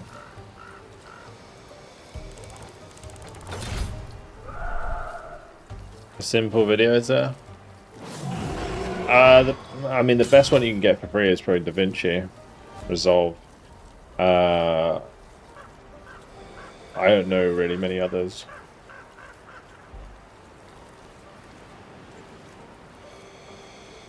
think it's like a Windows one. Like a new Windows one.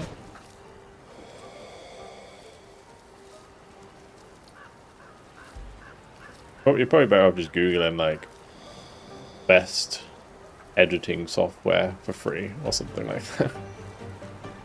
But yeah, I think DaVinci's free.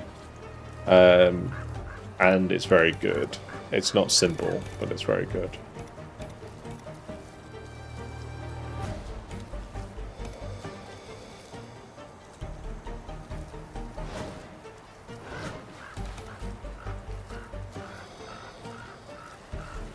Bit of an awkward spot here.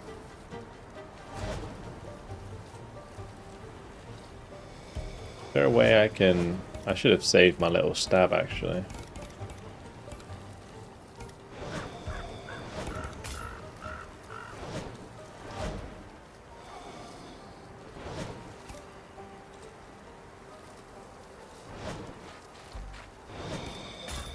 Do this.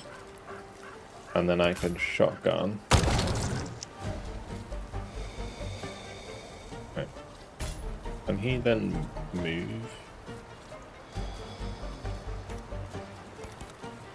That's not gonna work.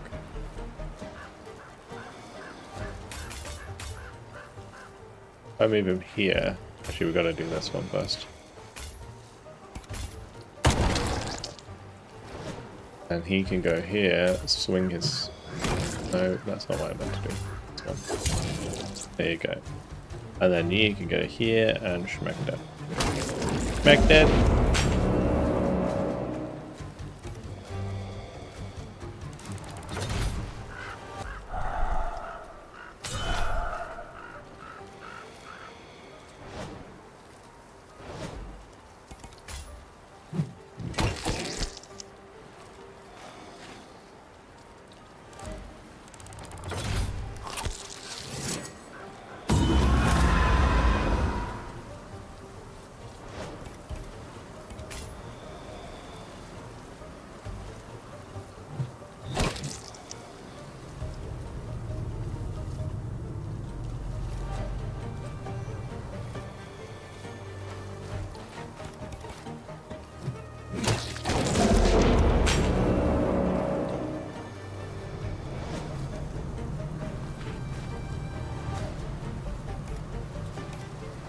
We can push him in this one, that's fine.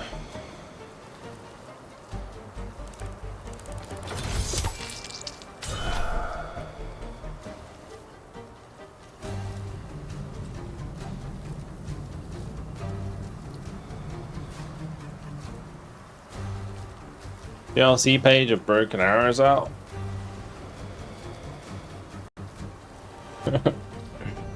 Crazy. Also, just a reminder, guys, big thanks to Slitherine for sponsoring today's stream. Nightmare Frontier is out in early access. Well, not early access, in 1.0. It just came out of early access today. Actually mid-stream, so that was pretty cool.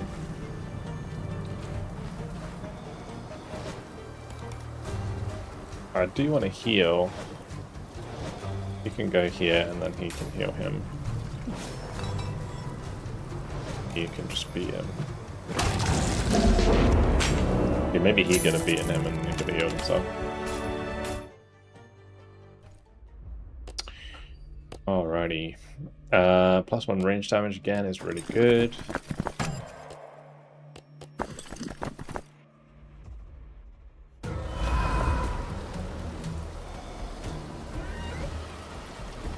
A Unicron. Okay.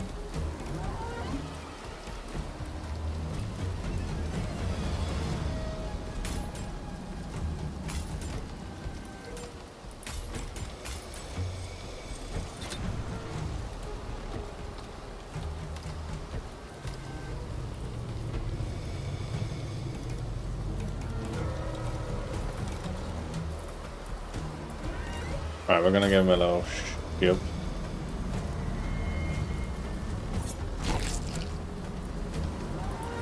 And then I'm gonna bang that.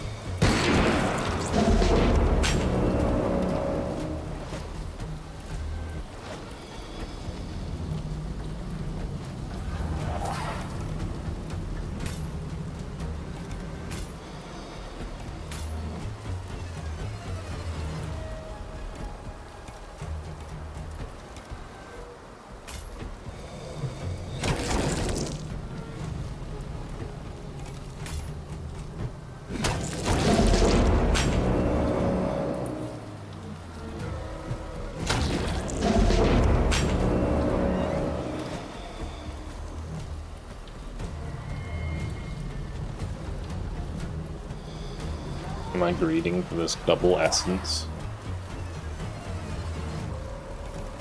Yes, I am.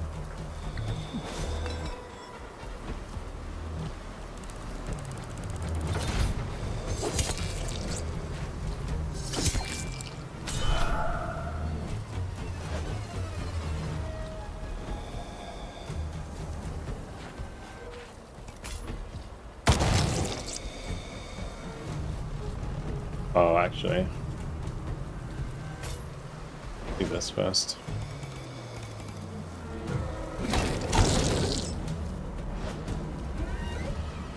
Maybe not.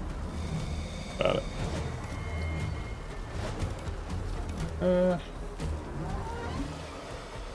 Maybe it's fine. Because he can do this. Give him the healing. Go here and give him a bunch. Perfect.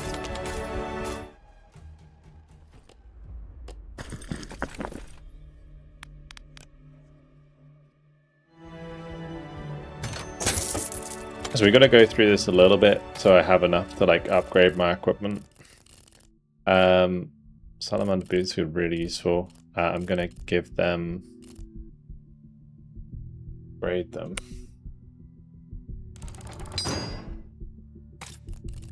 Them to him, because then he can kick as well. Does that actually give him the kick? I don't know if it does.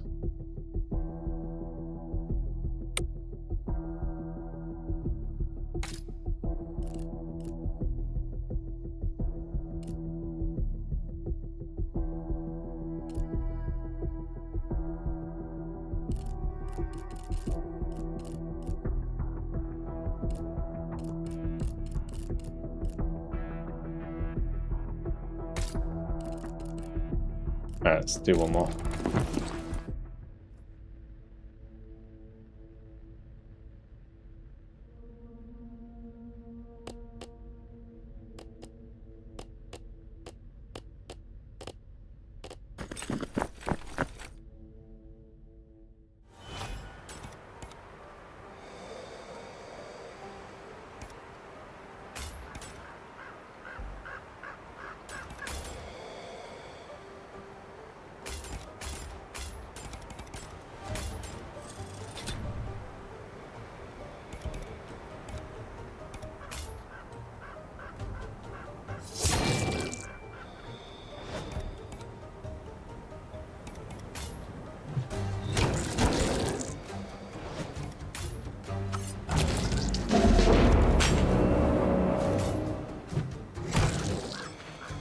Oh, that's awkward.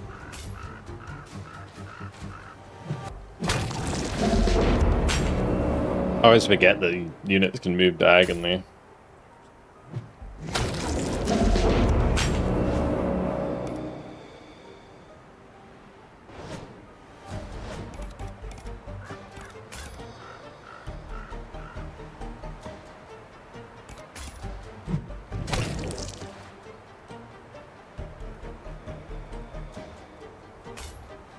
That's a terrible idea.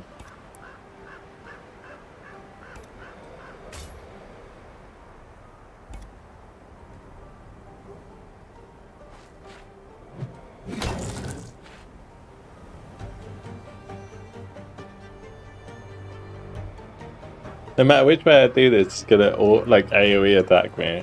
It's really awkward.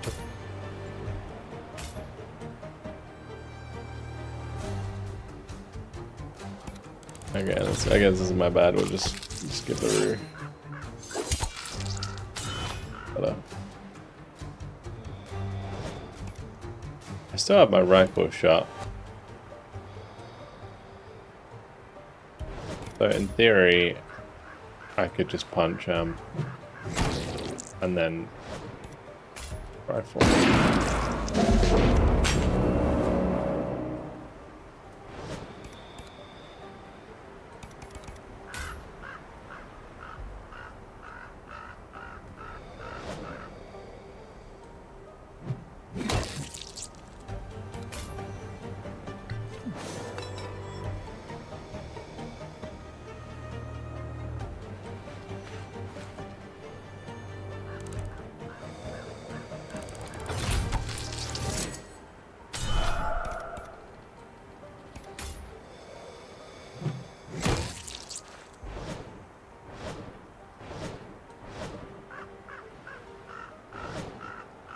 I was hoping he'd be in range.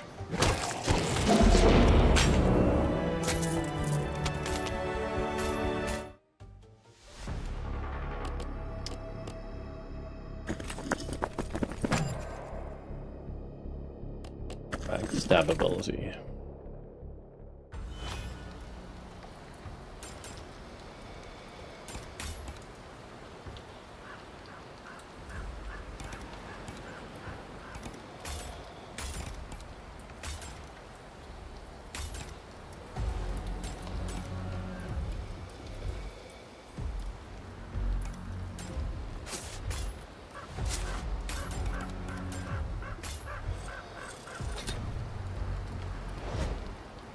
Okay, we're gonna stab. We're gonna shoot. We're gonna bonk.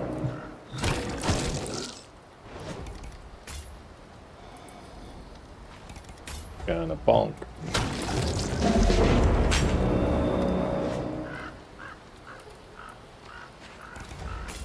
Gonna wing. We're gonna bonk. Gonna shoot. Yeah, I think I'll heal him.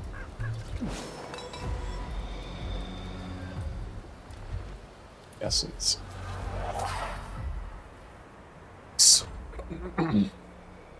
got the Steam release notification of this game. Yeah, literally just came out. Alright, let me just finish these boys off. And then we're going to be switching over to the Slitherine next stream because they're starting in a second now.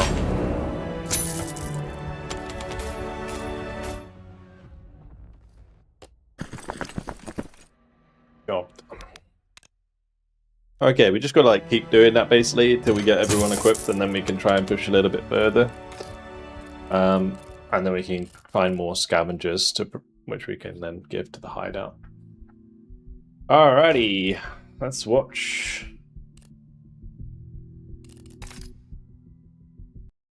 Slitherine next.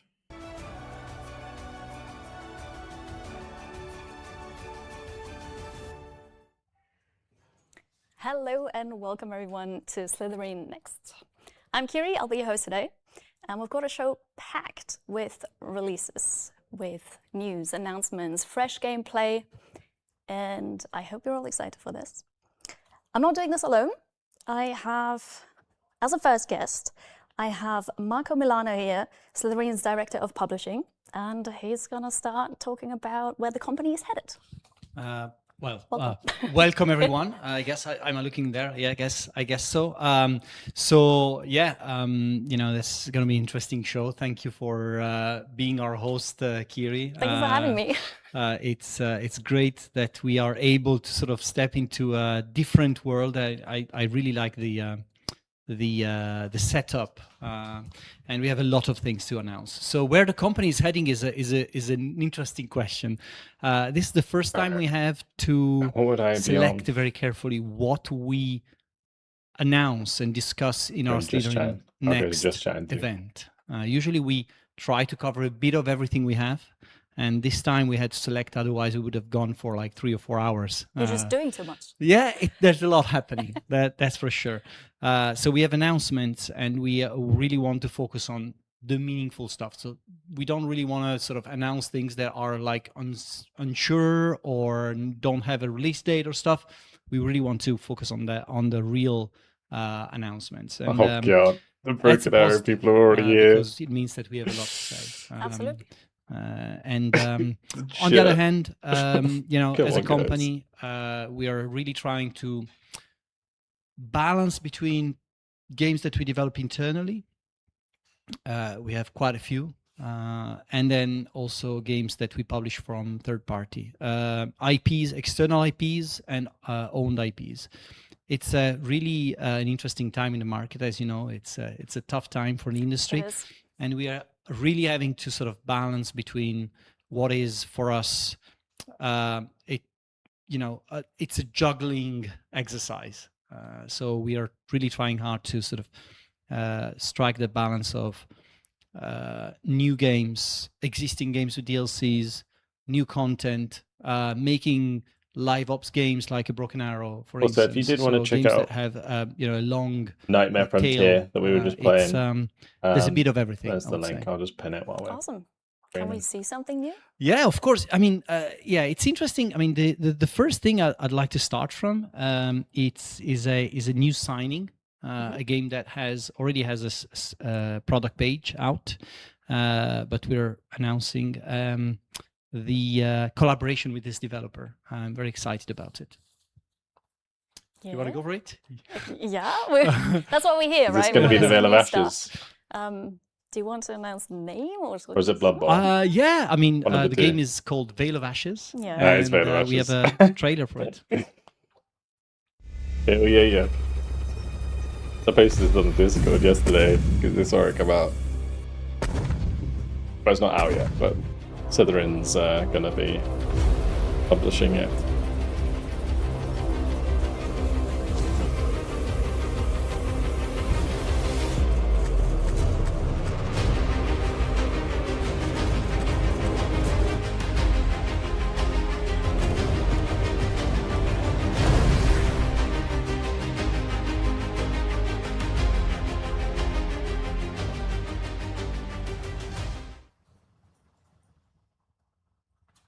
That's really cool. I'm fascinated by the tank vehicles because they're not really like, I'm going to say normal tanks as we have now, but they're like. Yeah, it's the whole lore is really cool. So it's a recent signing. We've just like recently signed a game. steampunk-esque. It's a small German studio. Very young. It's their first game. Very excited to work with them. They are very passionate about their product. The game already has quite a lot of visibility on Steam because it already has something like over 100,000 wish lists. So it's pretty big already. Yeah, it's a real-time strategy game where you. And these boys have been going crazy with the shorts. Like some of those shorts have like millions of views or something. And these big machines, steam-powered machines that are like a set of settings. Like on YouTube at the moment. It is a really cool. There's like a real trend of like developers putting shorts out of their game development. People love them. Mechanics driven by the idea of having this huge behemoth tanks that you are controlling over a map. It looks really awesome. I'm looking forward to this one. And the developer is Nighmare. Yes. We talked about this. Since it's a German one, I'm going to say the name. So. Yeah, I'm glad you're here to say the name. No problem. Which is this is like the interesting. I was saying earlier on. I think first time we work with a structured German studio. Of course, we have proxies, proxy studios, sort of part German as well. But this is the first time we work with a structured German studio, and I'm blown away by their creativity and their artistic vision as well. Because you've got to have this idea of how to create this big tanks. Those look good. The graphics look really cool. Taking Not sure what the gameplay is going to be like. Real life tanks and so on. Sure, but really, everything is it's really powerfully driven by the creative vision of the team, which is great. Amazing. And that ties into something bigger. Yeah, the whole terrain is really good and all the effects and stuff. Yeah, the game is currently set to release next year, which is and we have another announcement. Which I'm very happy to sort of share today. It's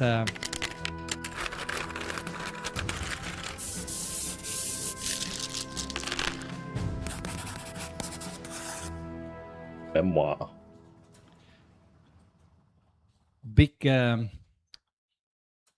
very big thing for us. I have no idea what this is. Memoir. Memoir 44.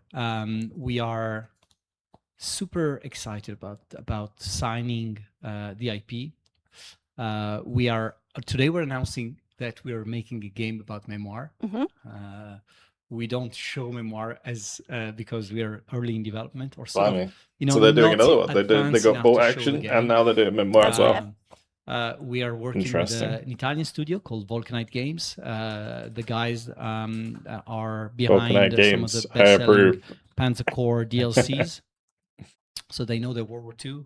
They know their, hex and counters war games. Yeah, nice link there, dude. They're very experienced, but they're also known for, picking up sort of UI elements that are easy to pick up. Kind of easy onboarding as well. So they're sort of trying to make a game that really resonates with both the core community of Memoir 44 that should players, be in the broken arrow category. New players to the scene. I'm very excited about it. It's the first time we work with Asmodee and Days of Wonder. Again, a French company and a German company. It's interesting. That's definitely an interesting one, and it ties in very well with what I was mentioning about really balancing new IPs and existing licenses. We have, as a company, we're really, in our previous Slitherine Next, we've announced Bolt Action. We then, after that, announced the collaboration with Cyanide for Blood Bowl, then Memoir. It really speaks for the approach we're getting in terms of trying to appeal to the audience of the board games and the board war games. Memoir for us is I remember playing it like of that. years and years ago. Of course, excited to sort of share more in the future. Yeah, it's funny watching. Yeah, you've been busy. Very busy. It's really cool to see that you're taking board games and then making video games, or maybe there was already a video game with Blood Bowl, for example, and just doing something new.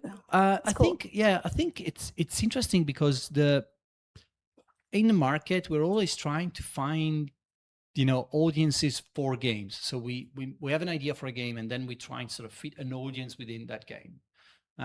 This is the reverse reasoning. It's like, do we have an IP that's beloved by many people, but it's also actively played? It's not like a movie where you're hoping that your game fits Above the 3 IP kind of tripped over south. It's got the right lore and so on.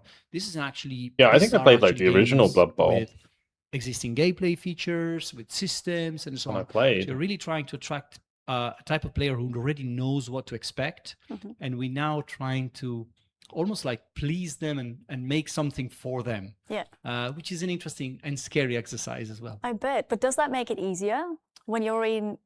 Do you know what they expect?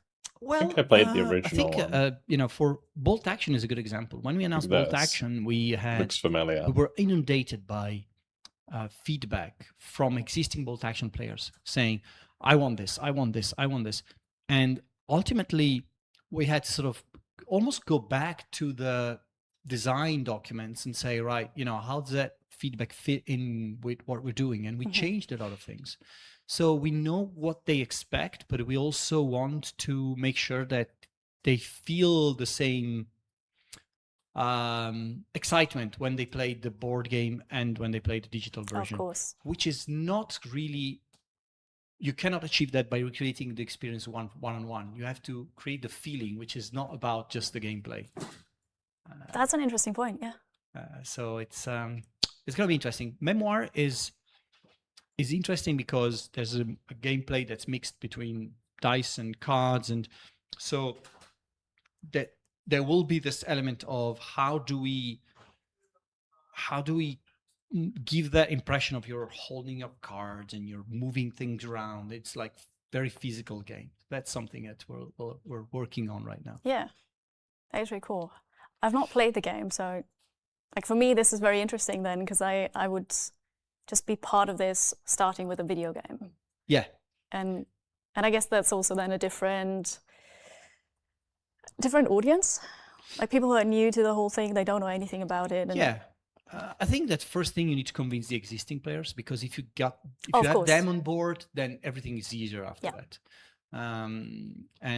So we want to work with the existing community. That is but true, you're right.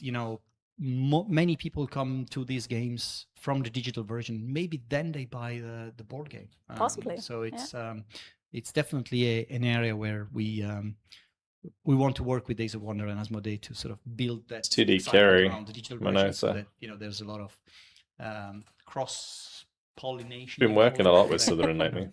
No, of course, that just makes sense. You have a potentially really big audience, like the old board game audience, and then the new ones that see the video go and think, oh, that's a really cool strategy game. Gonna try it. Yeah, and of course you've got strategy gamers that maybe have heard about it and never played it. So we'll see. Again, in 2027, we'll see how the game goes. But we're going to give a bit more insight on the gameplay around early fall. So we have a lot of more news coming for the game, and hopefully that will start the conversation with the community. Yeah, that's great. Yeah, so that's the first two announcements, and I think that the next big thing we have to talk about is Broken Arrow. Okay, yeah. Oh dear. Here we go. Broken Arrow. I mean, you kind of have to talk about this. Yeah. Well, I mean, Broken Arrow is. It's on your face. You know, like you want to talk about this. Yeah. Well, Broken Arrow. He's like, chill out, boys, please. Broken Arrow has. Please, chill out, boys. Is now a year old, just over a year old. The community of that started populating the Broken Arrow game over the months have been a very vocal part of our decision-making process in where the Broken Arrow game would go, and we have been sort of trying to, with the development team, Steel Balalaika, trying to sort of go in the direction we thought the game would need to go, but also trying to sort of get the community feedback and take into that direction. Sometimes we made it, sometimes we didn't, and when we didn't, the community was very, very clear in saying, you guys got it wrong, and so we're happy to take a step back and then rework on it. So basically, what happened over the last few months, we've released this new branch of the game called PT. It was this public testing environment where we asked the core community of players, what you like about these balance changes and gameplay changes. One of the biggest selling games. We then went on of recent time, yeah, absolutely. It might be their biggest. Trying to push these changes, and then we merged what we thought the changes were, the relevant changes were into the main branch, and closed PT. That didn't go as planned, as many of the players were like, I think you missed a lot of the elements that were making PT fun, and you didn't put them in that version. So the team has now gone back, reworked on all these features, on gameplay features. They're currently running another test for the next patch, which will release on the 30th of July. We'll have a new gameplay patch on the 30th of July. We'll have a new technical patch and also the spectator mode release. So we now are 8 days away from that event. Right. So that's very soon. It is very soon. And so on the 30th of July, we'll have all these new elements deployed to the game, and hopefully that will take the game to the next level. Yeah. Which will allow us to release a DLC finally, Yes. the first paid for DLC, and which is going to be called Russian Guard. So Russian Guard is a new specialization, of course, for the Russian faction. We have 35 new units, 2 maps. There are 2 co-op scenarios as well, and a new hangar. So it's a pretty meaty DLC, and that will release this summer. I won't give you a date because I don't know the date. I mean, I'm happy that we are able to give the 30th of July for the next gameplay patch, which is great. Yeah. And then for the DLC, we'll see.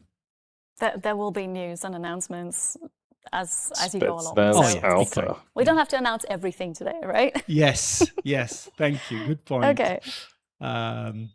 And the other thing that is important about Broken Arrow that I want to announce is that we have partnered with ESL Faceit, to officially start the competitive era for the game. So blimey! Okay, that's first, cool. Official tournament. That's very this cool. Summer. Face it is what they use for Counter-Strike. Server mode is released. Like Counter-Strike competitive stuff, they do on Face it a lot of it. With the official sort of esport element of the game. So with ESL Face It, we're Rainbow Six, the first that's crazy. Tournament this summer. We'll have this going as an official tournament, and we'll see how that goes, and then explore, the future of that element in more detail as we go. But this is very exciting. It is exciting, and that's a lot of news already for Broken Arrow. Yeah. So the patch, the DLC, the tournaments. Yeah, there's quite a lot happening, and the team is very busy. The team is big and busy, and sometimes I smile about it. Sometimes it makes me very angry, but I see there's a lot of speculation in the community about what is happening, and the team is this, and I think it's going to be really interesting because, like, obviously at the end of the month, all the stuff's coming in, and then we'll know if it's the reality is that ready to go for the esports side of things. But the spectators all we need, really. They are very, very good. They are very, very good developer, and we are working on so many different things on the game. It's unbelievable, and I'm very excited about the future of the game. So it's all very positive and good right now. Yeah, that is great. I also want to say that there was no mention of save or replays, but I don't think they're coming for a little while. It's a really good option to get player feedback and also appease the player. So everyone's like, we're working on this. We're taking your feedback. It is. But when you have such a large community of players, and I mean like thousands of people, the feedback is not always cohesive, and never goes in the same direction. So you really have to pick and choose what to work on, and maybe you work on something, and then there's a very vocal part of the community that doesn't like it, but doesn't mean it's wrong. It's like but yes, we have to listen. We have to listen a lot. Yeah. And be patient as well. Indeed. As much as the community is patient, because making changes to these games is never easy. Of course, yeah. No, I think that's great. Good news about Broken absolutely. Arrow. Thank you, Marco. I honestly think that spectate being added to Broken Arrow is going to be like the next era of Broken Arrow. Let's switch games now. Because you're going to be able to cast like all of the tournaments. It'll be so good campaign for me at least. least. Escalation. I'm going to enjoy that a lot. A little bit of ICBM.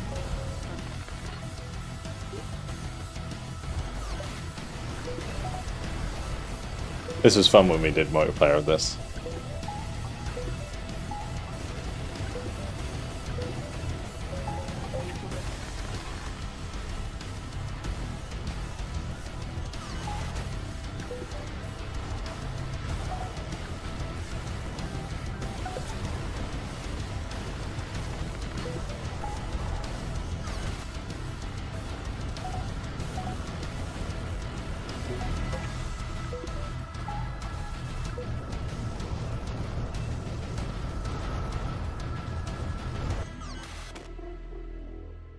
Assassin's Mace. That was Assassin's Mace. The new ICBM Escalation DLC. It's coming in September. And you command China in the hypothetical aftermath of World War II to a global superpower across 11 missions. Next up, the machines are back. Let's roll it. Terminator. And have a bit of Terminator as well.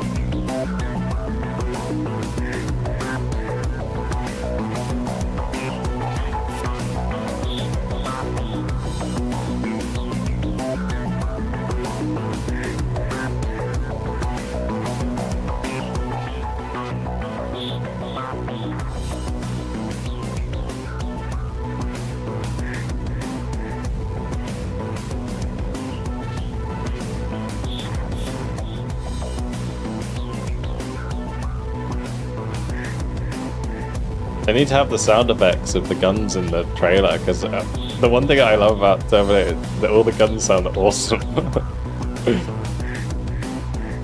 Like those little spider things, like the Like they proper slamming their guns. It sounds sick. Evolution is a major story expansion that continues the war beyond the original campaign.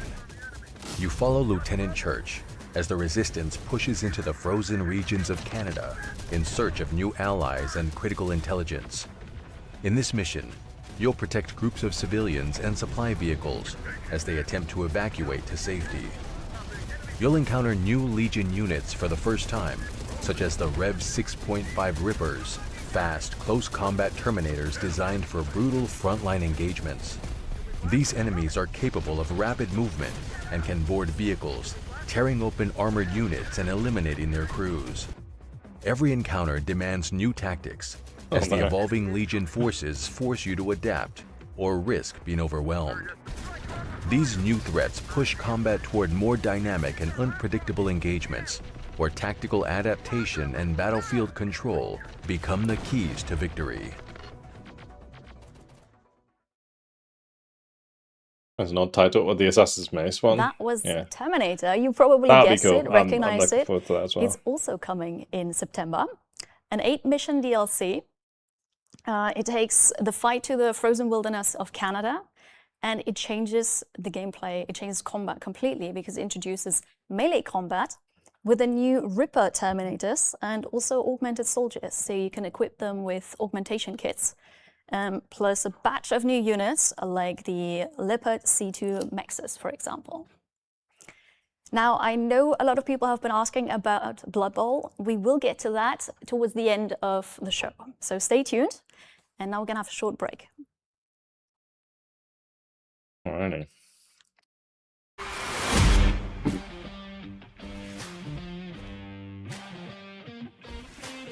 Oh yeah, there is the Steam or the Slitherine Publisher sale, which should be going live. Is it 7 PM GMT +2? So it's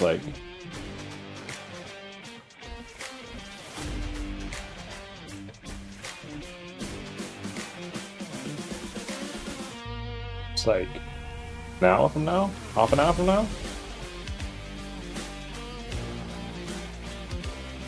We got the celebration sale.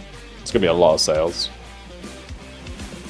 If you want to get any of the DLC for any of the games you've been playing,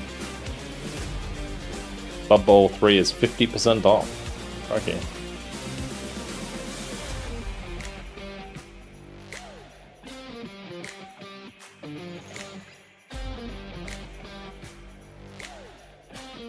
I should really try Radio Commander now that they've picked up the IP. We got the new one coming out soon, right?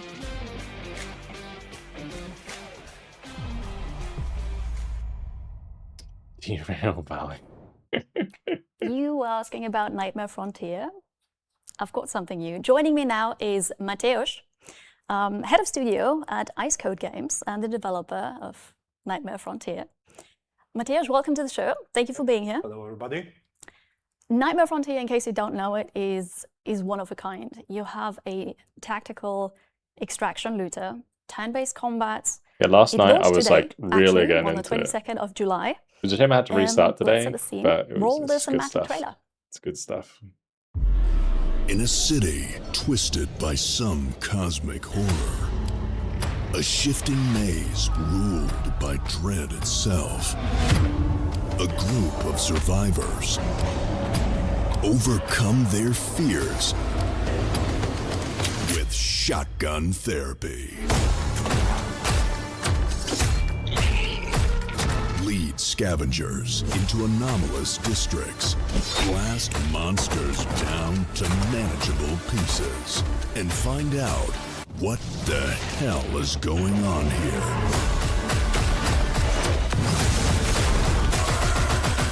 And tame the Nightmare Frontier. The trailer's actually pretty sick. I hadn't actually seen that trailer. It's really cool.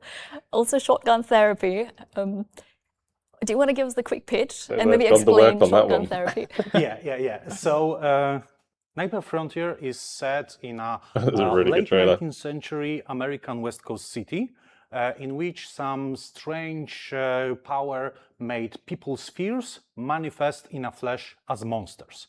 So if somebody is afraid of spiders, the monster that looks like a spider is showing in front of him.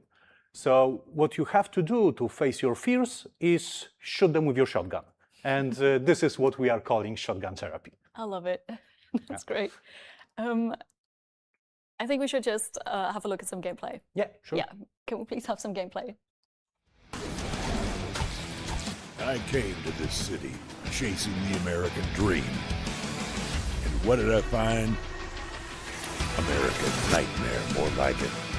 Something has twisted reality, and people's worst fears flooded the streets.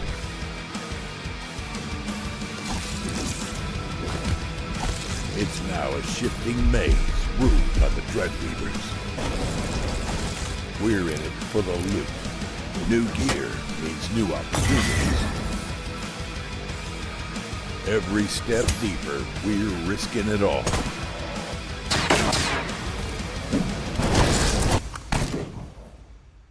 Welcome to the Nightmare Frontier.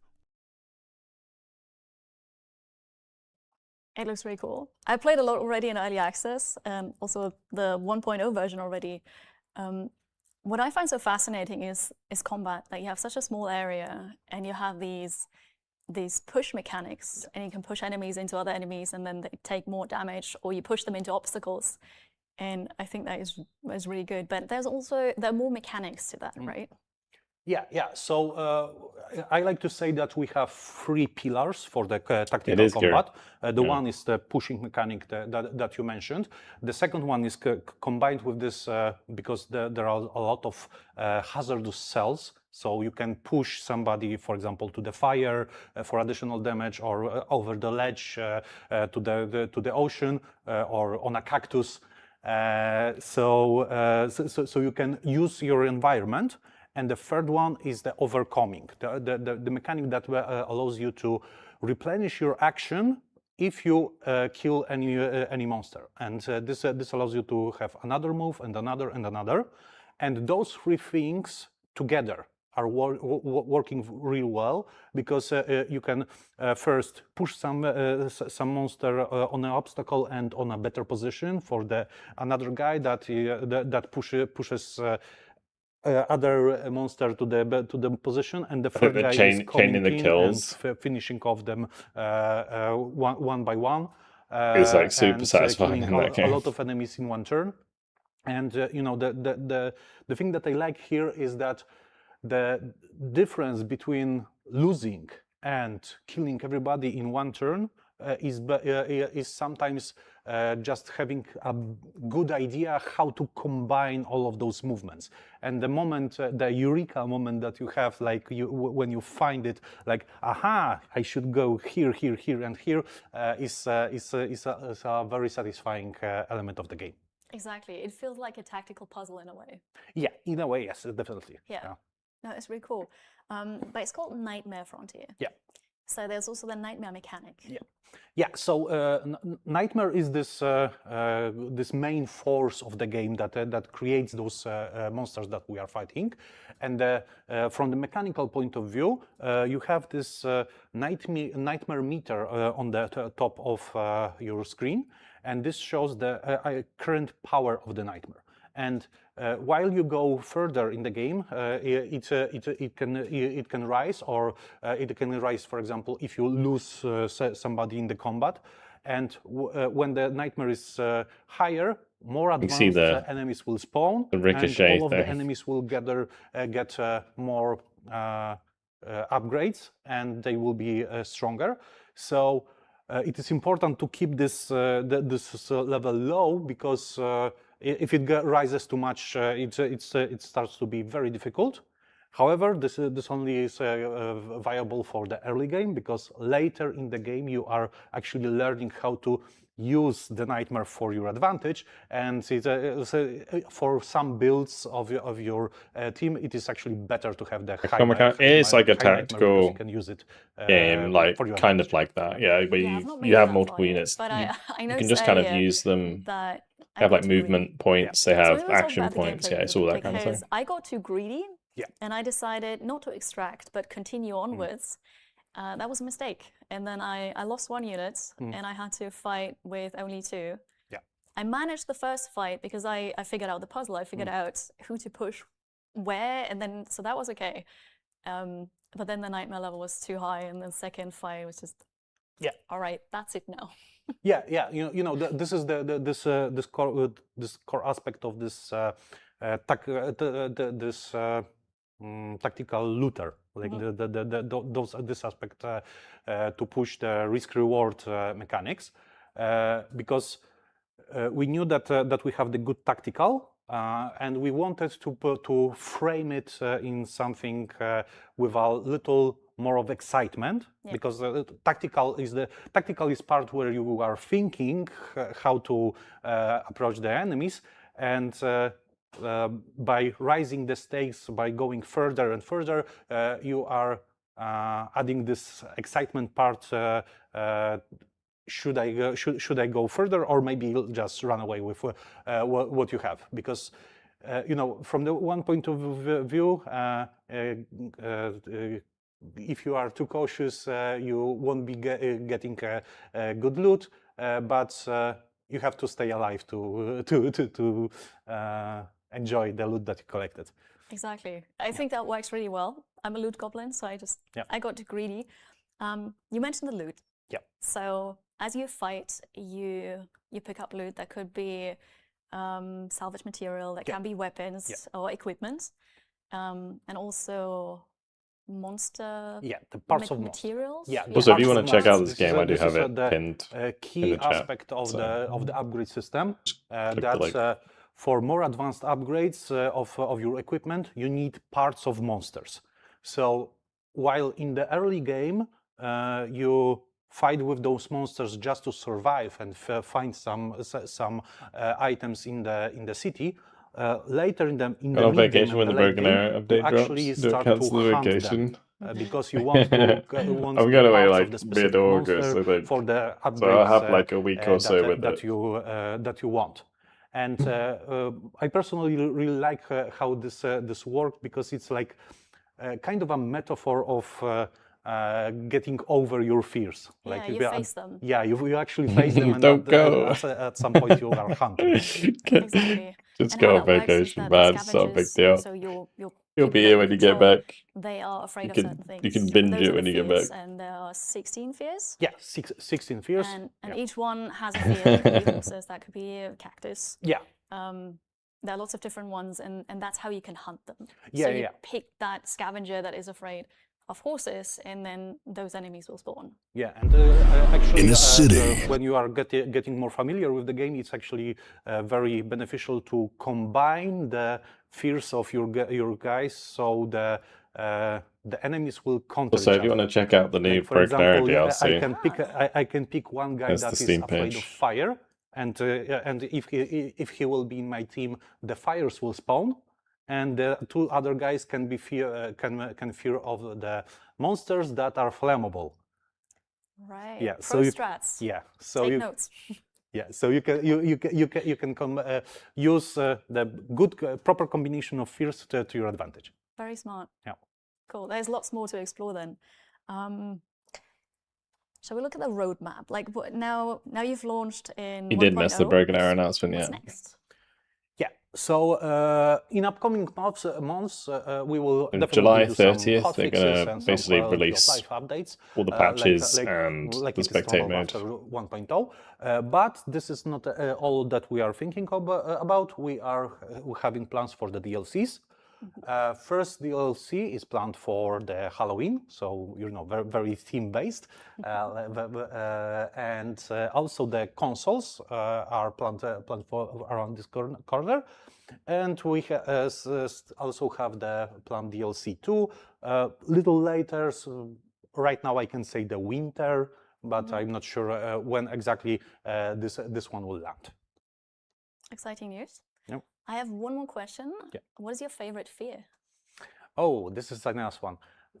So, from the perspective of aesthetics, I really like the Slaughterbound, the fear of bulls, because the guy The guy is like this giant bull that have a cleaver in one hand, and in another hand, instead of the shield, he has a table, and he really looks really cool. But from the mechanical perspective, I definitely would pick the creepy puppets, because their mechanic is really cool, because they are glass cannon, they are easy to kill, but they can, when it's their turn, they can jump to any point on map and deliver a lot of damage. However, if you kill them, they are dropping ropes, and you can use them to jump to any place on the map by yourself. So you can use it for your advantage. And if you play it right, you can combine it very well with your other attack, because you know positioning is key in this game. And if you have the additional ability, additional ways to position yourself well, it is always good to use. They sound fun. Yeah. Thank you so much, Mateusz, for answering questions, for being here, and good luck with the launch. Yeah, thank you, and hope you DLC, all will have fun. There's 2 maps included. Yeah, I think the map should be available to everyone, because otherwise it'll be really weird. Strategy fans, this next one's for you. Let's take a look.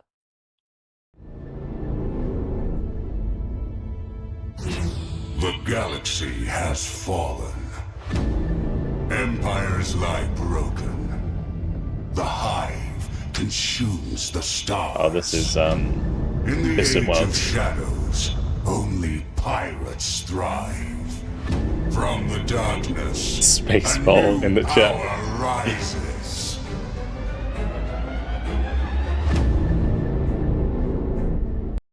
Interesting. Shadows Rising introduces a new starting point with the Age of Shadows, a turbulent era before the major empires have emerged. The galaxy is fragmented, with pirate activity dominating vast regions of space, underdeveloped independent systems struggling to survive, and external threats like the Hive active from the start. With this new experience, you can now play as the fully space-based pirates. You can choose to play as an established pirate faction, putting you in control of your own pirate base and fleet. Or start as a lone pirate and survive in hostile space with just a single ship. Whichever path you choose, you'll select one of 4 pirate archetypes that shape your early strategy. Pirates offer a balanced approach. Smugglers specialize in resource trading and black market networks. Raiders focus on aggression and resource acquisition through force, while mercenaries profit by selling their military services. You will expand your influence across vulnerable worlds through contracts, trade, smuggling, raids, and other pirate activity, all to establish hidden pirate bases that act as footholds and sources of income. Later, upgrade these bases to fortresses, and finally, the criminal network to lay the foundations of your own planetary empire. Distance Worlds was Alternatively, when I was learning this build game. the legendary Anarchopolis to stay in space It's like and reach such the status so much of a stuff to legendary take in. pirate. I'm Players trying who to take start in as a lone all of pirate this as can well. eventually create their own pirate faction, transitioning from a single ship to a full-fledged pirate organization, or instead survive long enough to prove to the galaxy that they are a legendary It's lone Stellaris on pirate. steroids. The wider galaxy offers contracts from empires, independent colonies, and shadow ports, Complexity ranging of this from game is espionage actually and deliveries mental. to sabotage and targeted destruction. Shadow ports serve as neutral hubs beyond the reach of law, where technology, ships, information, and illicit goods are freely exchanged. I think the main black thing that market gets me is adds there's so another many layer of modifiers. opportunity through high-risk trade in contraband and restricted resources. Yeah, so many Players can also resources, so accept many privateering modifiers, contracts, so much. fighting like, on behalf of for other everything, powers for a everything. price. In effect, combining piracy with organized warfare.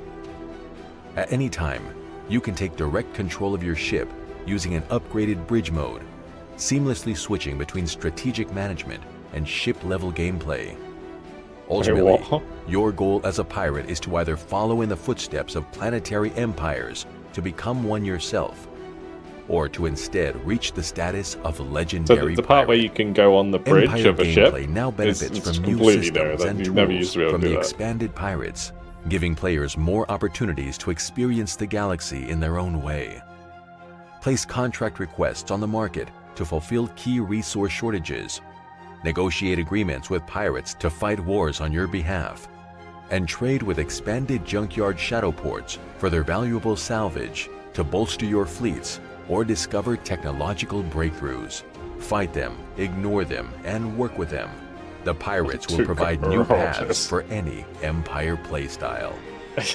The galaxy lives on. The Atuka like super That happy was creatures in the Boosting Worlds 2, universe. Shadows So they're Rising, big launching on the marauders. 7th of October. The And the music. big news is pirates are fully playable. As you just saw, you can start as a lone pirate with a single ship, or you can run And an it's just looking entire at pirate this, a bit too faction, complex for you, build isn't your it, mate? network through smuggling, raids, espionage, and you can turn the galaxy into a battle between warlords, It is good. smugglers, and the Hive. If you're interested in Distant Worlds 2, Shadows Rising, It's just like we should whenever start now. I want to play it, I have to do like Joining me another now, degree my in next like guest game is design. Alberto, Hi, Kiri. Slitherine's business development manager. Welcome to the show. Thank you. for being It's here. great to be here. Hi, everyone. Let's start with Radio Commander Yes. 41. Let's see a gameplay video. Oh yeah, the new Battlefield radio communication commander. has been crucial throughout history. In Radio Commander Pacific 41, command is conducted entirely through radio communication, not direct control.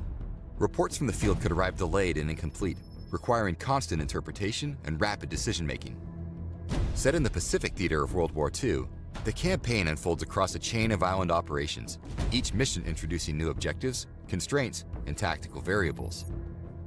The mission set includes scenarios inspired by real historical battles, alongside fictional operations designed to test your command abilities under pressure. As the campaign progresses, new units become available. Infantry and Marines for frontline engagements, armored units to break enemy defenses, aircraft for reconnaissance and strike capability, and the destroyer delivers long-range fire support. Unit status can be assessed through regular communication regarding location, combat readiness, enemy in contact, and overall condition. Ammunition expenditure and casualty levels must be monitored carefully. If supplies are depleted or losses become severe, withdrawal, regrouping, or resupplying the field base may be necessary to preserve operational strength. Bombing runs and artillery fire can suppress enemy infantry, reducing their accuracy, sight, and movement speed. There are some commander's tools for working on the map. Ruler helps you estimate distances on the map, while map tools will help to get the exact elevation at a specific point of terrain. You can also draw on the map to visualize the situation, track how it develops, and remember your own plans. In Radio Commander Pacific 41, victory belongs to the commander who can interpret the chaos of war and make the right decision before it's too late. That looks really good. What can you tell us about Radio Commander Pacific 41? Thank you. Well, the Who knows, original strategy Radio games Commander peak. was called Radio Commander Vietnam 64. It came out in 2019. And it's been a few years since, another team has been working behind the scenes on a spin-off. In this case, we're talking of Radio Commander Pacific 41. It's, of course, set in the Pacific Theater from the American side. Compared to Vietnam 64, we can say it's a lot more ambitious. The scale is bigger, the campaign is longer, and the combat mechanics are more in-depth. Basically, it conserves all the original training. We thought it was a game. that No, I made mean the you're original basically Radio giving Commander orders to the troops, fully and then they go and UI, like complete them. But then you an need to like immersion value in which you feel as a commander. you don't making use of necessarily. radio and You sending basically commands, only sending get orders, back to your certain units and your lines from command, the and infantry, so you receiving, got to determine reports like from them. what they're doing, where Sometimes, they are, there's a based bit on what of they delay say. between your orders and them being executed or receiving reports from your men. And of course, you need to update the map yourself. There is no information that is handed easily to you. You have to be a bit of a juggler, so to speak. It's both a strategy game, and I like to think it's also a time management game in the sense that you need to be able to juggle a lot of elements at the same time, and you need to be able to coordinate your efforts in a very realistic manner. And I think that no other game really scratches that itch, so to speak. I've not seen anything like it. I didn't play Vietnam, but I'm very intrigued by you don't really see a battle happening, but you get all these bits of information and then you have to make the map yourself, really, where everything is. Exactly. You have to keep track of the information presented to you. And, sometimes that information can be presented in a very frantic way, because you have to imagine that you are in the shoes of a commander in the, behind the lines in a comfortable tent, or in the case of Vietnam, in the case of Pacific, most likely I didn't you're realize on a Paolo sent me warship the or a carrier, so you're well away stuff. from actual combat, but the units reporting to you are in combat. So sometimes they might give you frantic reports. You might have to take decisions on the spot. So for instance, if a unit reports that they are under enemy fire, you might decide to order them to fall back, or you might decide to tell them to stay their ground and sacrifice them, because them falling back would lead to a worse result in the overall big scheme of things. So it's a very unique game because it really represents also the kind of ethical choices that a commander has to take in that kind of situation. The game is a series of missions in which, once again, you play as the Americans in World War II on the Pacific theater, and you go island hopping essentially from the start of the war up until the very end. Sounds great. I'm fascinated. Do we have a release window for that? Yes. The game is shipping up pretty well. We are confident to say that the game will be coming out this winter. Ooh, yes. Exciting. Very much. I'm not really clipped very well. That's very good. But Radio Commander is a series. So you talked about Vietnam. Now you're working on Pacific, but there's more, isn't there? Exactly. I wonder if I could do it like this. The more attentive viewers have noticed that might have noticed that I mentioned that this is a spin-off, and another team was working on this spin-off. The original team, the original developers of Radio Commander Vietnam 64 have been working on another Radio Commander title, which we are about to unveil today. All right.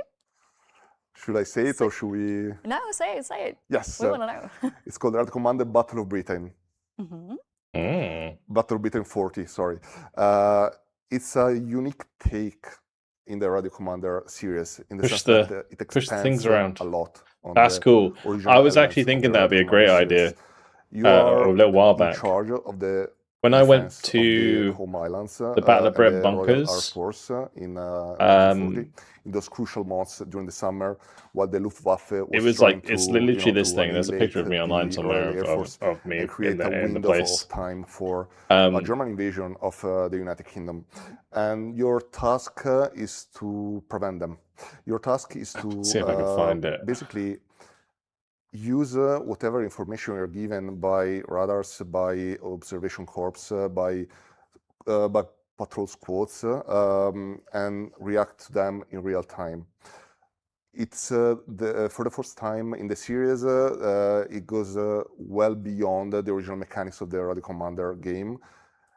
In this case, we have an accurate representation of the Dowding system. The Dowding system was this super complex organization system through which the British were able to coordinate all the elements which were instrumental in spotting squadrons or fighter squadrons of the Luftwaffe and organizing a rapid transfer from the Royal Air Force. And we have that in the game. And it's a unique concept, and no other game does it. So we're quite enthusiastic about it. Yeah, that sounds really cool. So another game where the battlefield is invisible and you the same place. Yes, exactly. Data points. Exactly. See, this is also the other big change compared to the series is that for the first time this won't be a series of linked missions. I love it. It will be a continuous campaign in real time. Okay. So basically, day after day, you will have to coordinate the defense of the home islands. So this is an entirely new concept in the Radio Commander series, because in Radio Commander, both Vietnam and Pacific, You have missions that are pretty much self-contained, not in this one. It's basically like normal off-stream outfit, like a grand strategy game with a campaign that lasts several hours. And whatever choices you make have serious repercussions. So I believe that there is a depth never seen before in the Radio Commander series, in Radio Commander Battle Obsidian 40. Very exciting. Yes. Can I ask about a release date for that? This one, it will take a bit more time. So we're talking next year. But we'll also behind me in that picture is James Holland. So be on the lookout because you can apply. This is the writer, the guy who writes all the cool World War II books. Lots of news about Radio Commander, the series. Yeah, James Holland. Now for something completely new, let's watch some gameplay. Ooh. Air superiority is built on information, timing, and control of a complex network. In Radio Commander Battle of Britain 40, yeah, that's France. It wasn't mine. I was like borrowing it while I was there. At the height of the Luftwaffe offensive. At the core of operations lies the Dowding system, Britain's revolutionary integrated air defence network. Radar stations detect incoming raids.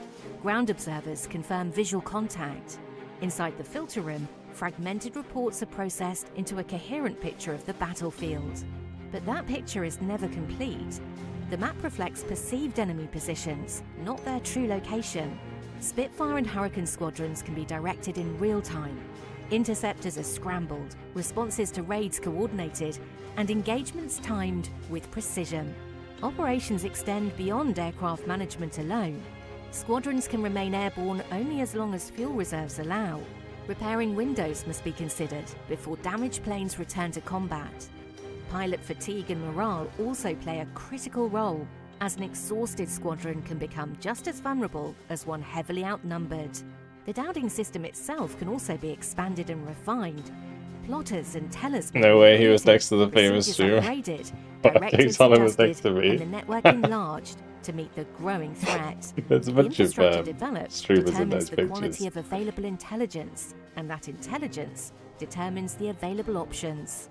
Luftwaffe tactics evolve dynamically according to battlefield conditions, available Here's another one. resources, and changing weather patterns, forcing constant strategic reassessment. After 100 days of continuous operations, from July to October 1940, the campaign unfolds as a dynamic and systemic conflict where every decision shapes the outcome. Pilots, aircraft, morale, and anti-air defences must all be preserved and managed carefully throughout the really long cool. campaign as history evolves. That could be really good. Cool. Very cool. Do you want to talk Yeah. about the gameplay? Cool. Sure. Is that all you got? Sure. So That's freaking awesome. the most, I like that. you know, Look at that. It's the really, players really who are awesome. most familiar with the Radio Commander series will have spotted some differences already. First off, as I was saying, it's a continuous campaign. It's not a series of missions linked together anymore. The whole map plays very differently compared to a Radio Commander series, to other Radio Commander games in the series. For instance, as you might imagine, airplane squadrons are much faster. I'm never buy a jacket. I don't have a jacket like that. Give orders to in other Radio Commander titles. So it's less about keeping track of what your. I do have a jacket like that, but it's not a. What your units are Well, doing. it's not. I It's guess more not really about, like that. It's like an interpreting outdoor jacket. the It's not information really, that not really is like given that. to you correctly, in the sense that radars back then were, you know, they could be, they were of course super useful. They were instrumental in winning the war for the Allied side, but they didn't give a super precise location and, you know, also size of the enemy squadrons. You So, go boss. in a way, I was there's looking an to get a element boss of jacket. guesswork One sec. involved. You have to manage your forces. You have to decide which sector of England you want to defend, which you're willing to sacrifice. Okay. You have to you have to be able to rotate your forces. You have to manage your resources on the long run, rather than thinking on how. Oh, sorry, to I win know this where you're getting specific at, scenario. It's a very different experience, I would say, because you have to think about how to win the actual war. You're not, in the other Commander titles, you are focused on winning the battle. In this one, you have to think about the bigger picture. You have to think about how to win the war. Yeah, I was going to get a Hugo Boss jacket. Sometimes the Luftwaffe will bomb your something like convoys. This, Sometimes they will be able to bomb your cities. Other times they will bomb your bases. Sometimes they will bomb your radars, your hangars. You can't defend everything. You have to decide which parts you want to defend, which of the assets at your disposal are most useful for the war effort. The one I was actually all in all, as I said, it's an unparalleled depth never seen before in the Radio Commander series. Sounds tough. Yes, it is very tough. Then it's war. You can't just do everything right. And yeah, you can't exactly. protect Also, everybody. It feels so good when you're able to intercept an enemy squadron. Because you never really know until you are able to receive reports of what is going on. I'm kind of looking forward to that one for sure. I think I'm looking forward to Radio Commander Battle of Britain more than Pacific. That's amazing. For sure. You know? I can't think of other strategy games that have that sort of feeling of anticipation and uncertainty about what is going to happen. You're left wondering, am I doing it right? Am I doing it wrong? And you can know because the information at your disposal is incomplete. You have to, in a way, also understand what the enemy is doing. It's a bit like poker, maybe, you know. So it's a weird analogy, but I think it works. No, I think I can understand that because you have the information, but you don't know if it's correct. You don't know if you understood it correctly. And exactly. Yeah. You don't know the whole picture. You know, I've been playing the build. I've been watching how the AI plays. Here's a bad picture. So I see what it's doing. It's the same. I play without the fog of war disabled, so I can know what the AI is doing. There's me. And guessing, being able to guess correctly what the AI is doing and understanding their strategy and reacting accordingly feels amazing. That is really cool. But I guess players can't. It's the Battle of Britain bunker. That's just well, I really hope that it will be disabled in the final game. Really cool. Okay. Yeah. No, that's really cool. And I it's an it's going to be sometime next year. Yeah. Very good. Okay. How about we go into space now and watch some gameplay for a different game.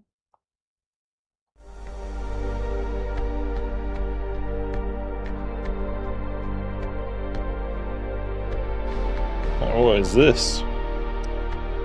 It looks familiar, but I can't remember what it's called.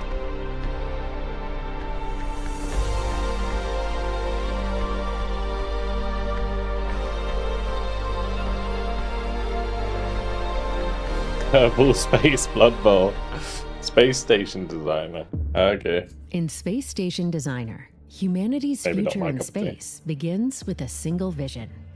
Take charge of a private aerospace company and build the orbital infrastructure that will power the next era of space exploration and industry. Your journey starts small, a single core module in low Earth orbit. From there, you'll design and expand modular space stations, manage astronauts and logistics, unlock advanced technologies, and develop a growing network of orbital outposts across Earth orbit and beyond. But building stations is only part of the challenge. Support scientific research, manufacture commercial goods, provide services, accommodate space tourists, and help create the foundations of a thriving space economy. As your company grows, so does your ambition. Expand into higher orbits, connect stations through transportation networks, and transform isolated outposts into a vast orbital ecosystem. Research new technologies, develop advanced capabilities, and continuously optimize your infrastructure to meet new challenges and opportunities. Whether you prefer guided progression in campaign mode, open-ended management in sandbox mode, or unrestricted creativity in free builder mode, Space Station Designer lets you shape humanity's future in your own way. With modding support, you'll be able to expand the experience even further, creating new content. It all starts with a single launch. What comes next is yours. Make it happen with Space Station Designer. That was Space Station Designer, releasing on the 18th of November. And you start with a single core module, you grow it into orbital outposts while doing research, managing your logistics. Not really my cup of tea. And the ultimate goal is Best to part build about the trailer for me lunar was the space woman's elevator. voice. She has a nice We voice. will reveal more about that soon. And Now, one of those Alberto, you're still like here. Thank you for not running professional away. trailer voices. You've got more to tell us, more news to share, Yes. This time about Battle Plan. Yes. Ooh, You've battle postponed the plan. launch, which We was did. originally the 14th of July. Yeah. You explained why in a Steam post, but maybe quickly explain Yeah. now Yeah. why you did that. So a couple of weeks ago, Needed more we time in the announced oven. that we will delay the game. Just to give you the full context, we have received feedback that has been excellent on the game, both on the Steam Next Fest and in the playtests that we ran. That said, it's a unique and original concept, and we want to be absolutely 100% sure that we're getting it right from the get-go.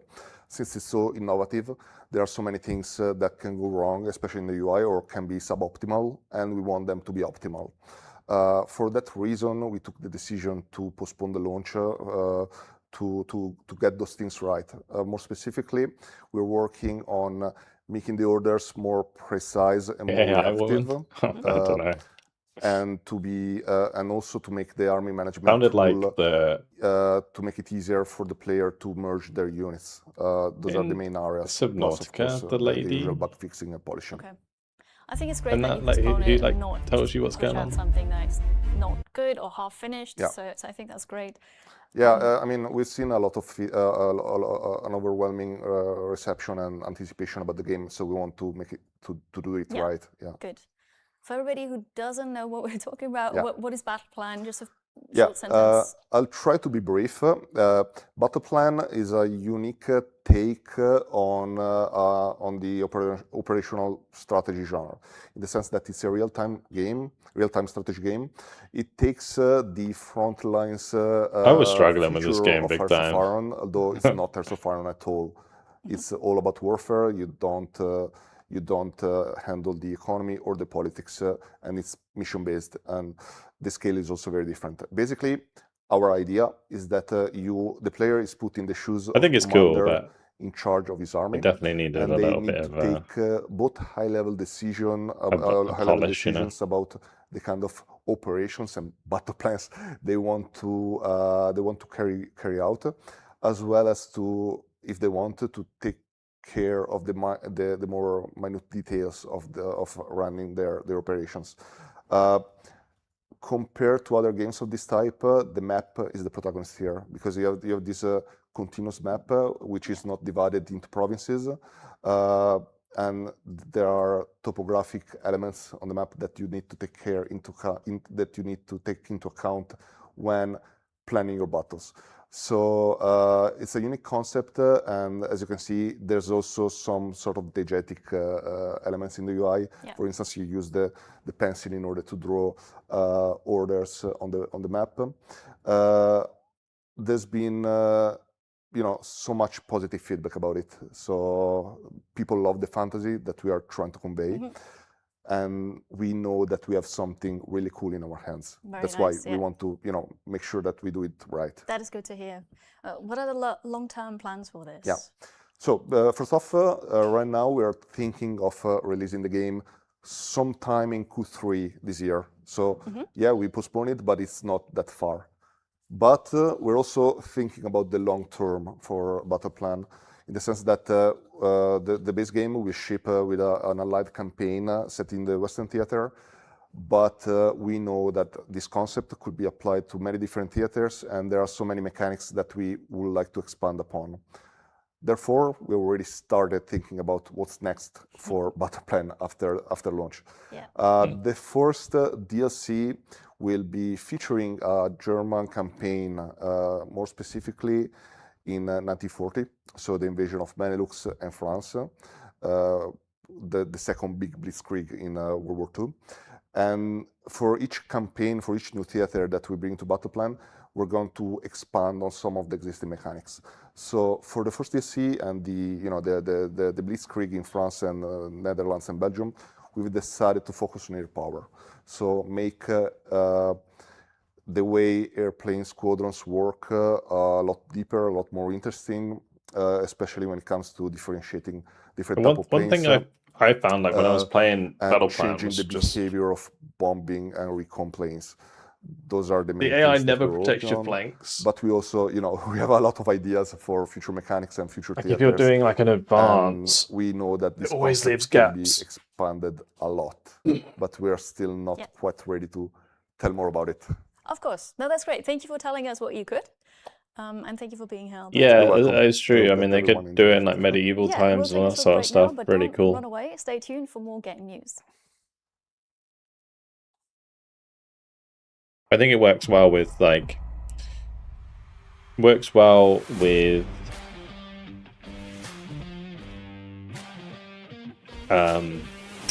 War II because there's more elements. So right, you got like air power as well. Right, you got tanks, air power, infantry.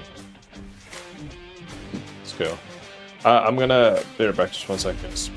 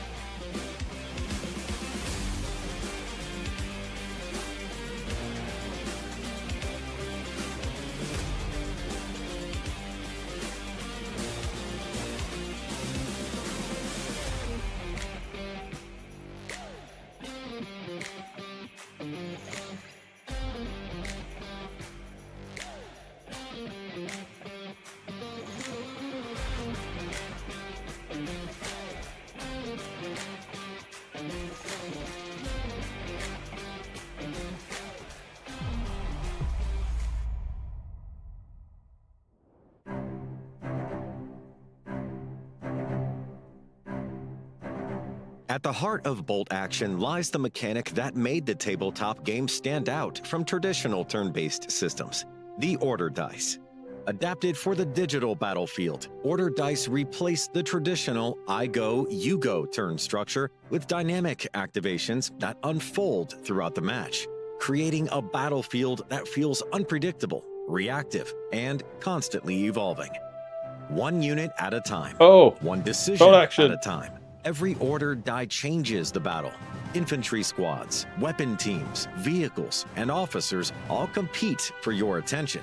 Knowing which unit to commit and when to commit it can be just as important as where you move it. You need a plan, but you also need to react when the battlefield changes.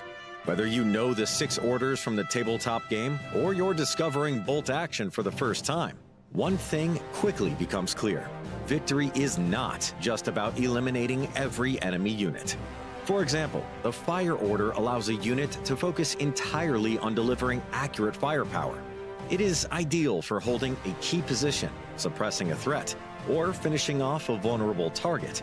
Ambush is about patience. Instead of acting immediately, a unit prepares to react. Hold your nerve. Wait for the enemy to move. Then strike at exactly the right moment. Indirect fire introduces another layer of tactical decision-making. Artillery can reach enemies hiding behind cover, applying pressure where direct weapons cannot. Effective use of support weapons can disrupt defensive positions and force opponents to rethink their plans. Positioning remains critical.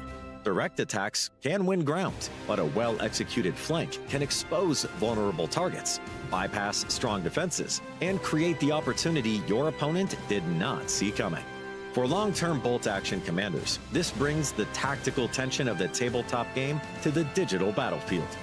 For new players, I do feel like the effects effects need to be a little bit World War better. II strategy. Join the community for future announcements, development It does look updates, cool, and but more gameplay reveals. Wishlist bolt action today. I thought the visuals would be a bit more. Look at bolt action. In the sneak peek, you saw the juicy, dynamic activation system. Yeah, a bit more tactical appealing. orders, indirect fire, flanking maneuvers, and also the strategic decision making that impacts every single battle. Now, I've got I thought it would be like Battle Sector Sector level. the big finish. Let's roll it. Because Battle Sector is like Elite super cool All-American on is a the DLC quality of expansion for the models Panzer and Corps stuff 2 that and the places effects. you in command of the legendary 82nd Airborne Division, the famed All-American Division. Follow one of the most iconic military formations from its baptism by fire during the invasion of Sicily through the Italian campaign, the D-Day airborne landings in Normandy, Operation Market Garden, the Battle of the Bulge, and the final Allied advance into Germany. The campaign focuses on high-intensity airborne warfare, where your forces are dropped behind enemy lines to seize vital objectives, adapt to chaotic battlefield conditions, and withstand determined Axis counterattacks. Success depends on careful planning. Let's take a peek at Coming Heroes. Like, you mean like the graphics wise? Use of support weapons, yeah. preserving your experience. I just thought it'd be like more like, you know how like the tabletop is new historically inspired scenarios, U.S. airborne units, specialized equipment, and late war reinforcements. Unlike previous Could it be a bit more like stylized as well? Emphasizes close quarters because like bolt action is like this, right? Operations, offering a fresh tactical experience while remaining true to the classic objective-driven gameplay of Panzer Corps. You see, I thought it'd be a bit more stylized to the bolt action figures. And replayability. Drop in and lead the All-Americans through the decisive battles of World War II.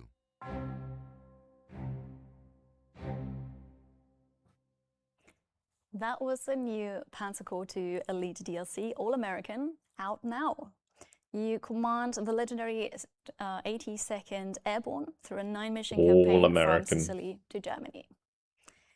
And now for the big finish, I have two guests with me. Marco is back. Welcome back. Thank you. And then we have a new guest, and that is Mathieu from Cyanide. You're the lead engineer. Hi. Hello. Thank you for being here. Well, welcome.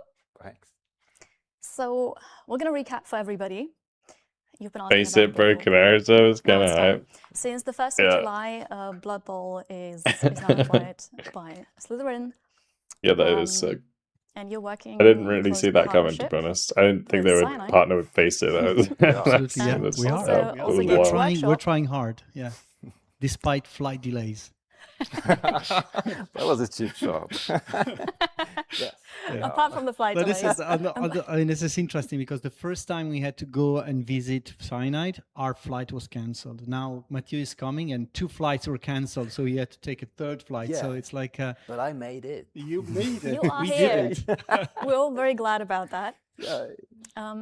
Yeah. So, well, before we sort of, I guess that, you know, I've been following the chat, and there was a lot of where is Blood Bowl? Where is Blood Bowl? We want Blood Bowl, and that's fine.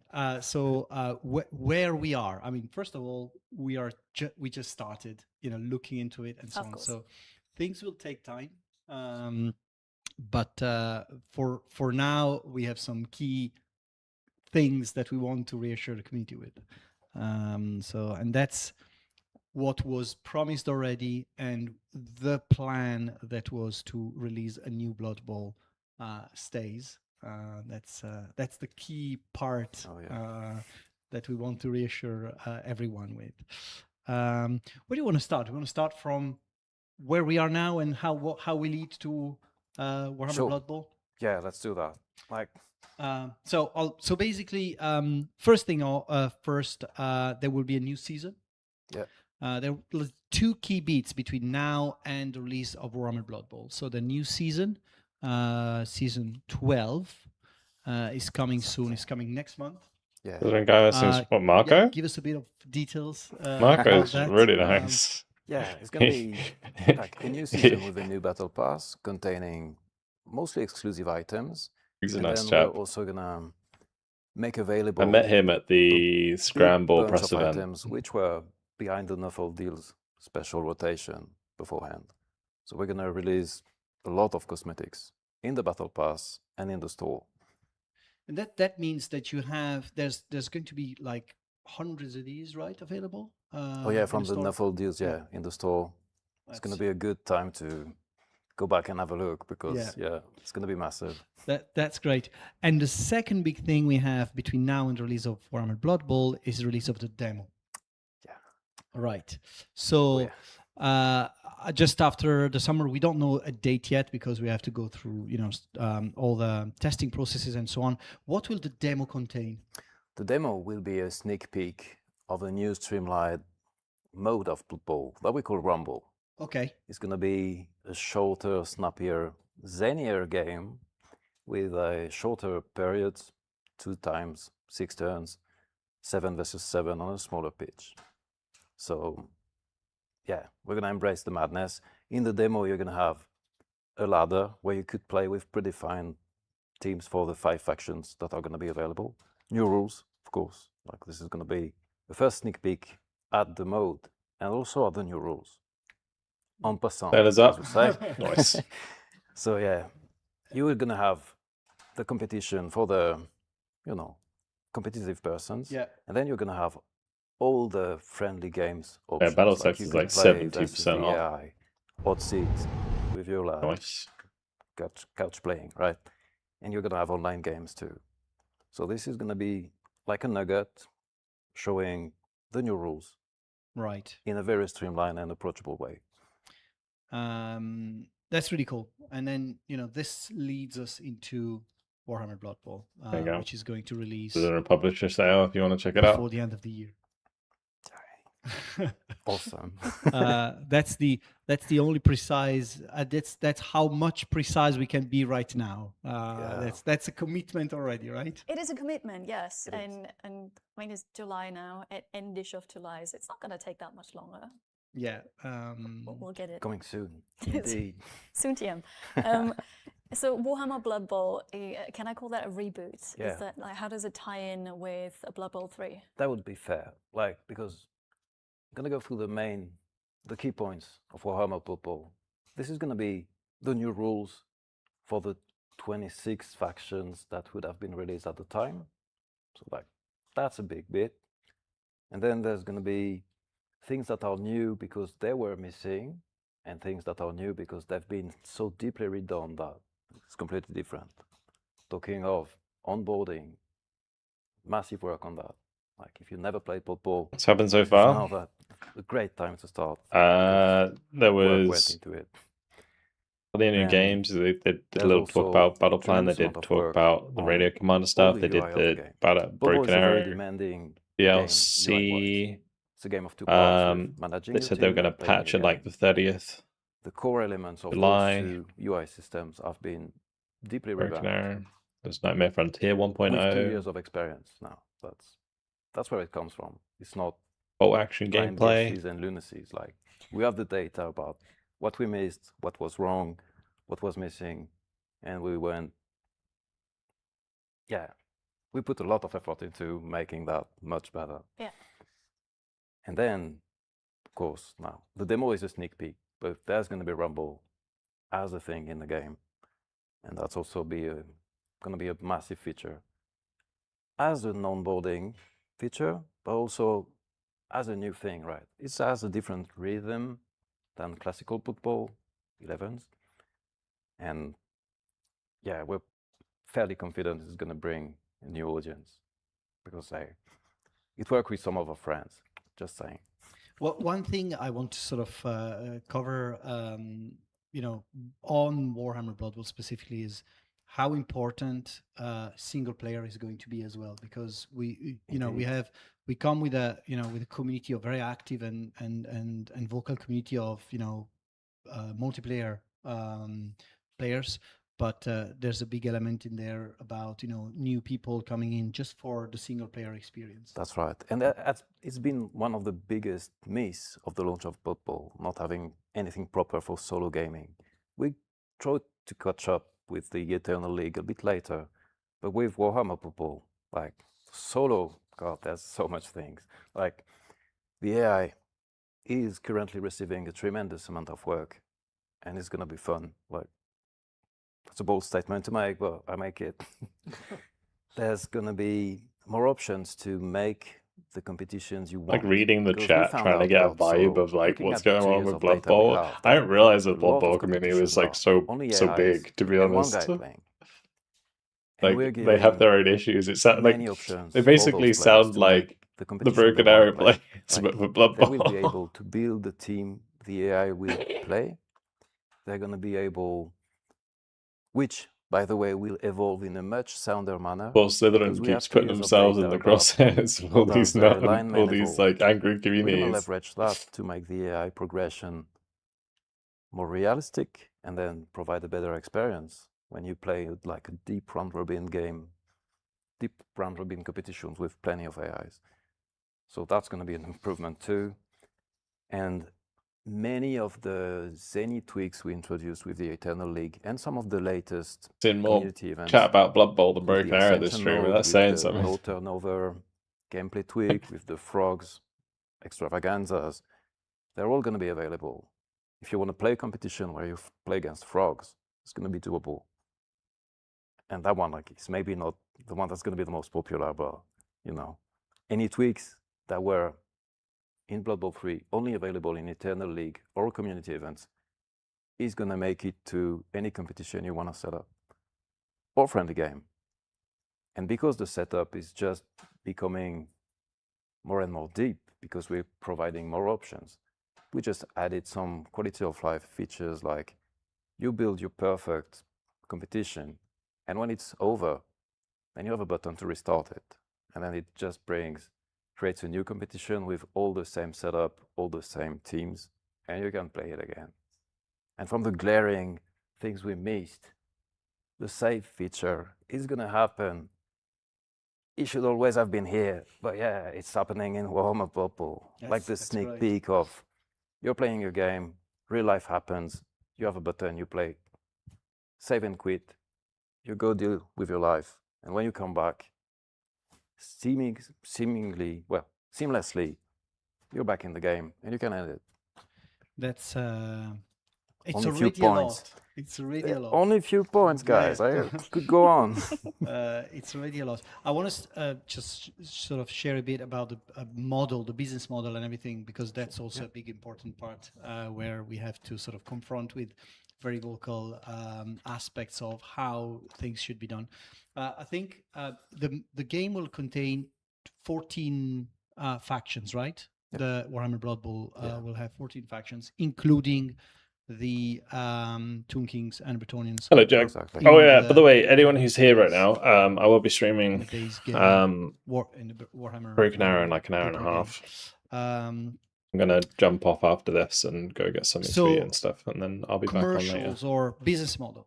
So for me, the mantra is: if we cannot explain it in 10 words, we don't do it. So all of the complications, of how does it work, how do I get this, how do I get that, we're trying to get, as simple as possible. Streamlining stuff. Yes, but some of it will require a little bit of compromise. Is that Toon Kings and Blood Bowl? There are things that, of course, we want to take care of.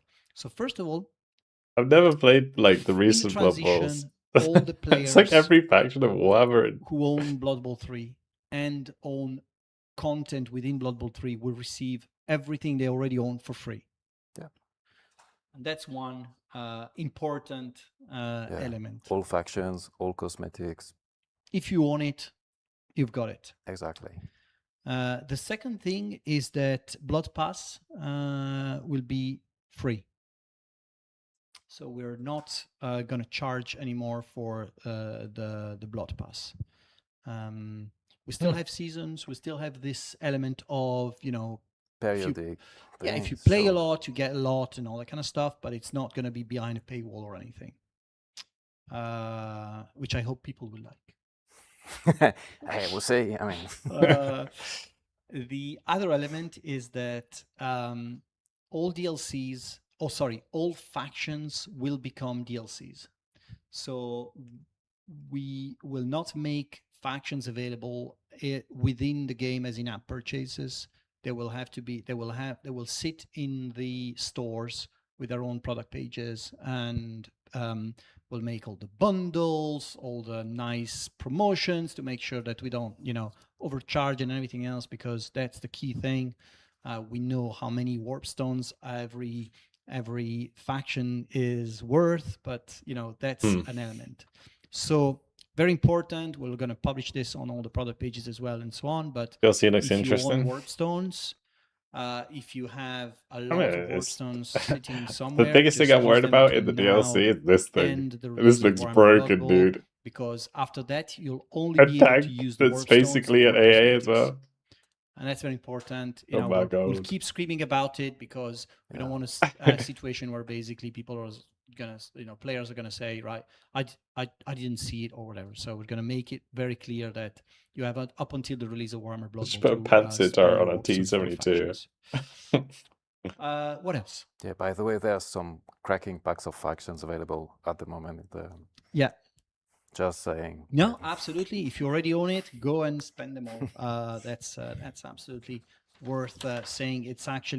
There's actually a sale that just started now for Blood Bowl, so you'll have a lot of opportunities to spend the money, spend the warp stones between now and the release of the game. What else? World Championship. Yeah. Oh, yeah. By the way. Yeah, so this is sort of confirming the date of release, because the plan for the World without gun, but is rocket pods somewhere in the beginning of 2027, between December 26 and February or March. I mean, it's called the Object 787 Gadioka on Warhammer Blood Bowl. Yeah. Yay! With the new rules. Again, if you need anybody, I didn't need doubt.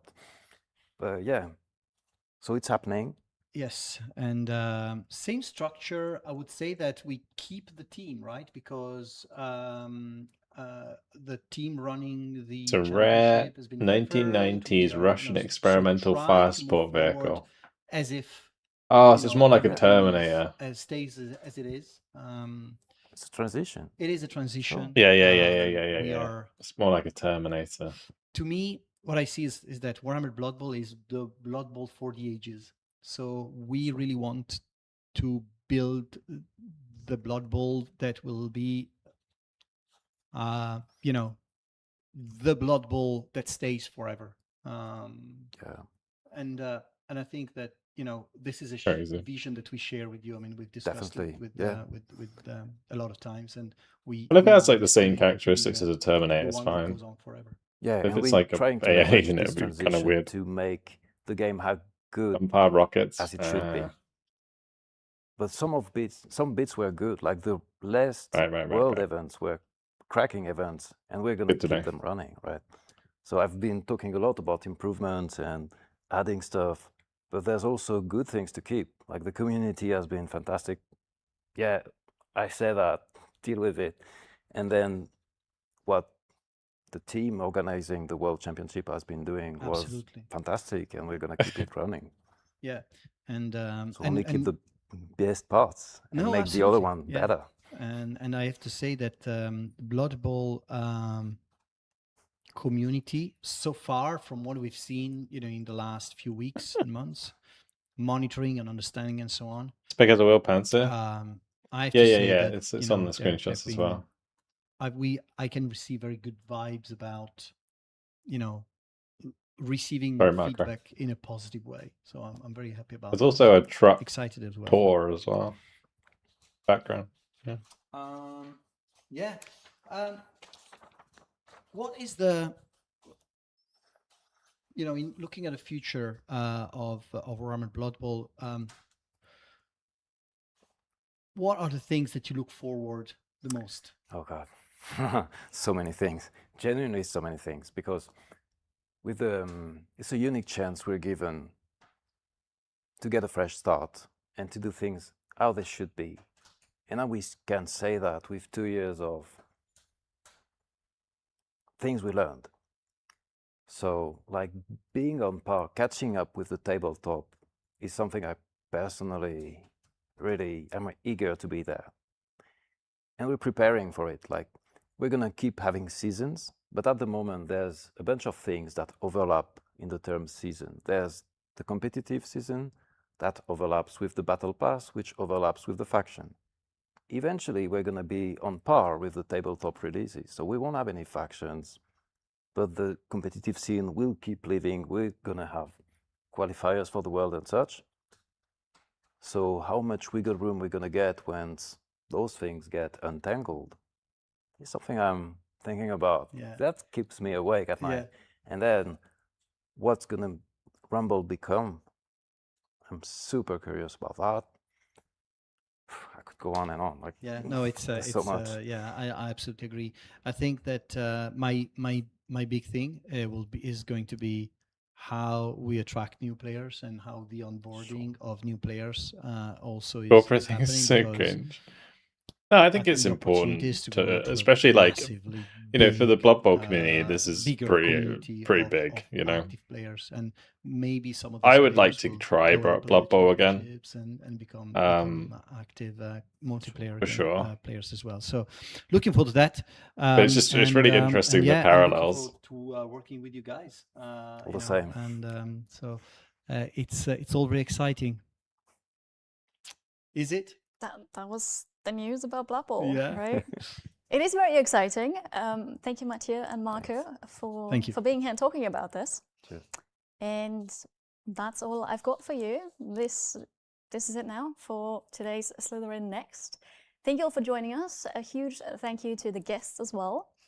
And wishlist the games that you're excited about. Follow for more.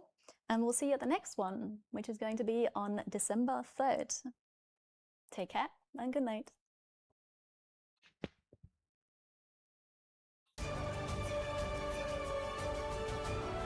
Well, there you go. Slitherine Next. Interesting. Very interesting. Wasn't expecting to host this time. That was completely out of the blue. Very cool. Alright. Broken Arrow. This shit's cool. They look badass. Obviously I'll talk about this later. I am gonna go and get something to eat. And when I come back in like an hour and a half, yeah, we'll be playing some Broken Arrow, and I'll have a quick chat about the Russian Guard stuff. But yeah, that was cool. That was a good. I liked it. It was a good stream. I think the thing that really surprised me the most actually about the stream was the Radio Commander Ballad Britain. I don't know why that's like really bugging me. I want to try that. I think as a Brit, it's like as a Brit who enjoys World War II, that's a fantasy right there. For anyone who wasn't here earlier, like.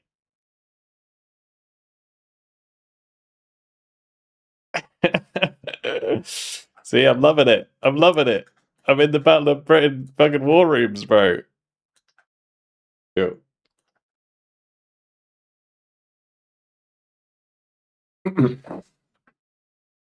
General Rod.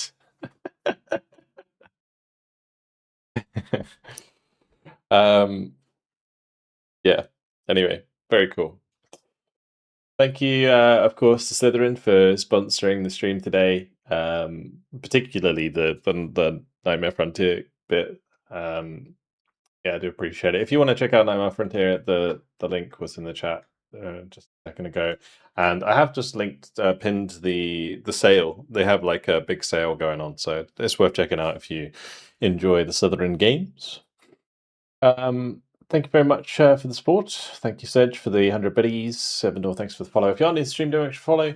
But yeah, of course, I'm going to be back at 8 PM for Broken Arrow. So I will see you guys then. It's like an hour and a half from now, so not too long. Have a good meal, have a good rest, and be ready for some high-octane Broken Arrow action. Catch you later, guys.